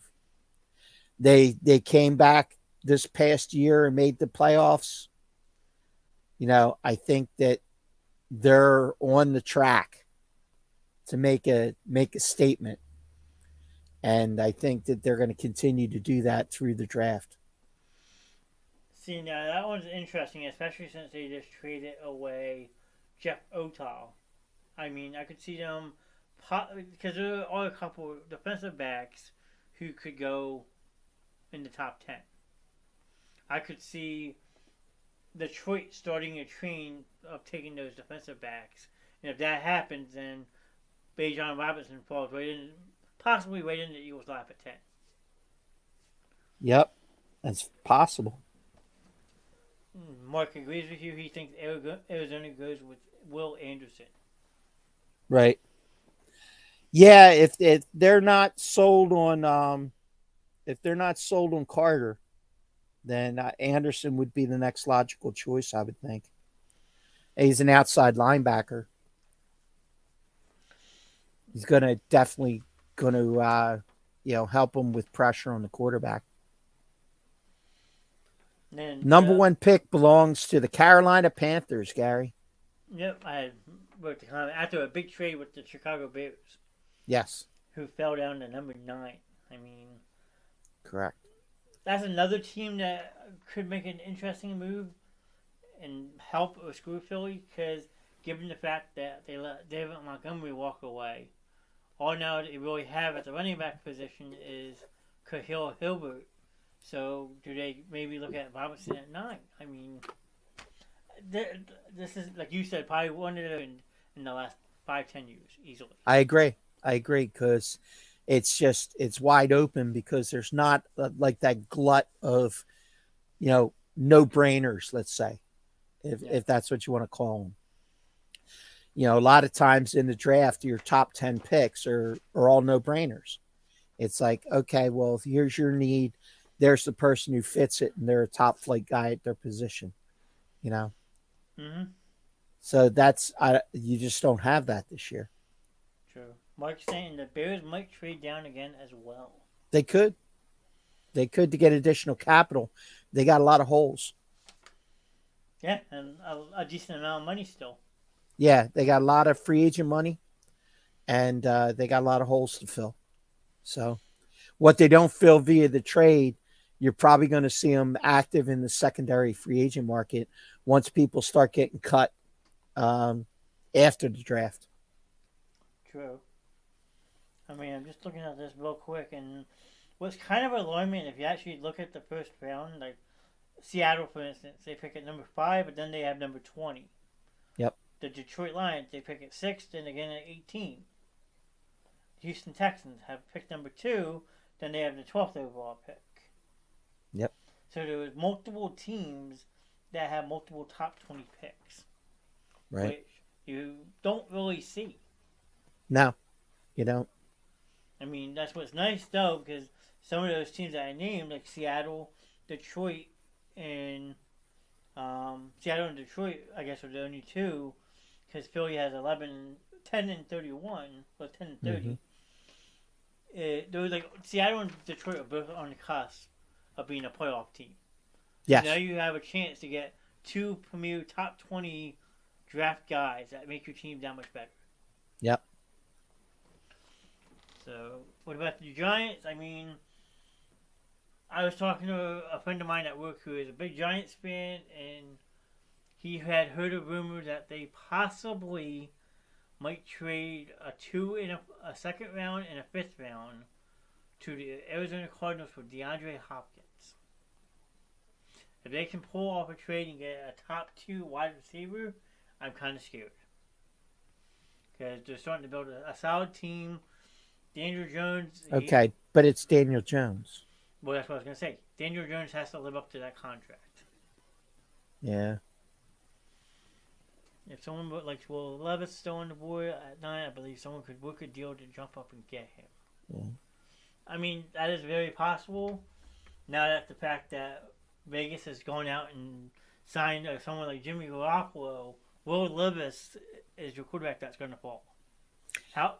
He might be the guy that lands in New England, where New England moves up and picks a guy like Levis if he drops.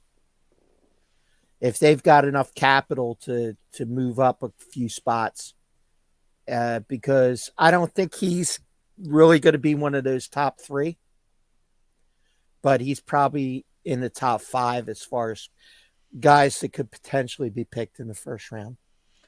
So now, if you're the Patriots and you're looking at someone like a Will Levis, because the only other team I see within the top picks around him that would maybe look at a quarterback would be the Tennessee Titans. So, yeah, are you saying that the Patriots would have to get ahead of the Titans to be able to get a player like a Will Levis? Because the Titans this week made it clear that they would be willing to hear talk about Tannehill. So with that being thrown out there, is that smoke screen? I mean, is that throwing it out there so that you think that they're going to pick a quarterback and then they go in another direction? I mean, who knows? Yeah. It's tough this time of year. Sure thing. Gary wants to know about the Commanders. I don't know what the hell they're up to. I mean, I could see them doing an edge. Where do they pick? They pick at number 16 overall. 16? Yes. Okay. I mean,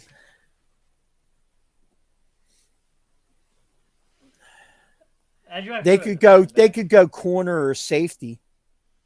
True. I mean, I think that they need some help in the secondary for sure. They were kind of exposed last year. They gave up a lot of deep balls.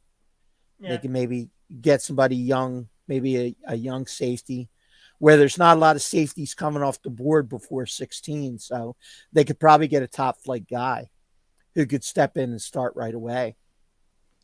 True. Or with that team being right after them, they could say, you know what, Pittsburgh, screw you, we're taking Joey Porter Jr. Yeah. I mean, because it's almost a guarantee if That 4 years. Porter lasts that long. A Yeah. lot of mock drafts have him going probably in the top 12. I mean, I could say at one point I coveted him just based off the fact that Bradbury was going to be a free agent and you didn't know Yeah. what Slay's potential was. I could see Eagles drafting someone like Porter at 10 to fill that hole. But now that you have Slay and Bradbury both under contract, that throws Yeah. that out the window. Yes, for sure. I mean, I just don't see making a big move for a quarterback in this draft that's worth it outside of Young and Stroud. I don't see much. I mean, that is a very good statement, Mark. I mean, even Stroud and Young, I mean, I feel they're developmental quarterbacks who don't start at week 1. They come in later in the season. That's why teams like Carolina and Houston went out and signed those veteran quarterbacks to help mentor these kids because they're not day 1 NFL starting ready, I think. I'll agree with that. I think that there's a good chance that both of them don't start week 1. I mean, Carolina went out and signed Andy Dalton. So now you have that veteran presence. I mean, whoever Houston gets, I could see potentially starting week 1 unless you think Davis Mills is still your guy. Yeah, and I don't know that Davis Mills is the guy. Richardson could be phenomenal, or he could be Jamarcus Russell. That's true. That is very true. He could be Ryan Leaf. That's total head case, and well, yeah, that's all I can really say. Yeah, he was. He was out there. That and he spent a couple years in jail, if I'm not mistaken, recently. Yeah. Yep. I mean, the only good thing for Richardson is he didn't go to Washington State like Ryan Leaf did. So Hope he didn't drop the soap. he's actually working for Sirius Satellite Radio now. Yeah. I believe. Okay. But when you do that whole draft with Peyton Manning at 1 and then Ryan Leaf 2, I want to say Peyton Manning had the better career. Yeah. Just like when you. Well, I heard something this week about Stroud. I think it was about Stroud, if I'm not mistaken, that he was scheduled to be at the Manning passing camp, and he blew it off. Wow. That's not good. Yeah, and I think that was the reason why there were people saying he might drop down. I mean, he's not getting past 4. We know that. Yeah, but he pissed off some NFL people by doing that. Oh. I don't know what his excuse was, but he was scheduled to be there and he wasn't there. So Fair enough. It's just a wait and see, I guess. Yeah, well, Thursday will be entertaining. And I think it's going to be the first time since, I could be wrong, you can correct me again if I'm wrong, but the last time I remember 3 quarterbacks going in the top 3 picks was 1999. Yeah, probably about then. Yeah. And then, if you remember that year correctly, the Eagles won that bargain of the deal. Out of those 3 quarterbacks, the Eagles had the best pick. Yeah. I don't know if you remember who was picked the other 2 quarterbacks were, but I do. No, go ahead. Well, first overall, Tim Couch. Tim Couch. Number 2, we had Donovan McNabb. Donovan McNabb. Boo. And number 3 that year, who only really played in 41 career games, Achilles Smith. Oh, wow. And that was the Bengals? Yep. Right? Yeah. Okay. And then you had 2 running backs drafted back-to-back that year. Okay. Number 4, they replaced the great Marshall Faulk. The Indianapolis Colts selected Edgerrin James. Edgerrin James. From what school? University of Miami. Go Canes. And then the following pick, we had Hall of Famer Edgerrin James. Yep. And then after that, you had Mike Ditka trade away his whole draft for Ricky Williams. Ditka. So, I mean, out of those top 5 picks, besides for James being a Hall of Famer, I think the Eagles made out pretty damn good. Yeah, yeah. I mean, Ricky was busy smoking weed. Tim Couch never lived up to his potential. The strong arm quarterback from Kentucky. And Kelly Smith could never get on the field because he was always hurt. And all McNabb did was kept on going back to the NFC Championship and then to one Super Bowl. And then getting sick. You know, that chunky soup. Yeah. But next It was extra chunky. Yeah. 95-degree chunky. Yeah, there you go. But I figured next Monday we can dissect the NFL draft break it down as a whole. Yep. Then by then we'll also have better see how the Sixers are doing the second round. Yep. We can do another Phillies update because they have a couple of series this week, I think, they're playing. Correct. And then NASCAR's in Dover, so I'll have my 2-minute NASCAR recap. Yay. So, well, like I said, it's in Dover this weekend. So it's in Dover, so it's local. If I wasn't working this coming Sunday, I'd be going. Yeah. Yeah, that's pretty much about it. All right. Well, I want to thank everybody in the chat. You guys were great tonight. Very interactive and some great questions, some great observations. We appreciate your knowledge. It just makes our jobs a hell of a lot easier. Yeah, plus we like to talk to, we like to be able to go back and forth with people. So, like Ron says, the interaction is huge on this show. And that's why I like doing it live, because you get that viewer feedback as we're going live through this. Absolutely. So we had Mark in the chat, Gary, Trey stopped by, Darth, we got a what's up from Mr. Ron. So we had 3 tonight because Gary also said what's up. Yeah. That counts. The other Gary said hi to Gary. Andrew with some awesome NBA insight. Yep. Bobby Davis, thank you for popping in tonight. Who else? Joe Markey hung out for a little bit. He didn't really talk much. Prince stopped by. That was cool to see Prince. Yep. Jack, my cousin Kelsey. Curtis popped in for a little bit. So, all in all, yeah. Like Ron said, it was a great show. Appreciate everyone hanging out. We have a full plethora of shows this week. If you don't like sports, tomorrow night we have entertainment night with my good friend Miss Morgan. She always comes up with a fun activity. Wednesday night is Video Game Mania. I think this week I'm going to talk some PlayStation 2 video games. So that's always fun. Thursday is our Turnbuckle Thursday, where we talk all wrestling between WWE, AEW, New Japan Wrestling. I might have a guest this week for that show. And then Friday night is our Friday night movie night, where we just talk and have fun discussing different movies. And again, you guys in the chat help us fuel this show and make it that much better and enjoyable for everybody to watch. So if you just say hi, let us know you're in chat, drop a reaction, share the show, just coming in helps. So Gary says, great show. Thanks, Gary. I appreciate the kind words, sir. It was always fun talking about your favorite passion in that sports. Yes, sir.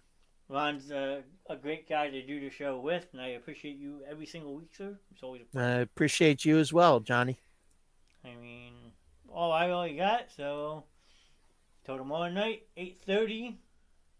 I'll see you then. But okay. That, have a good night. Peace.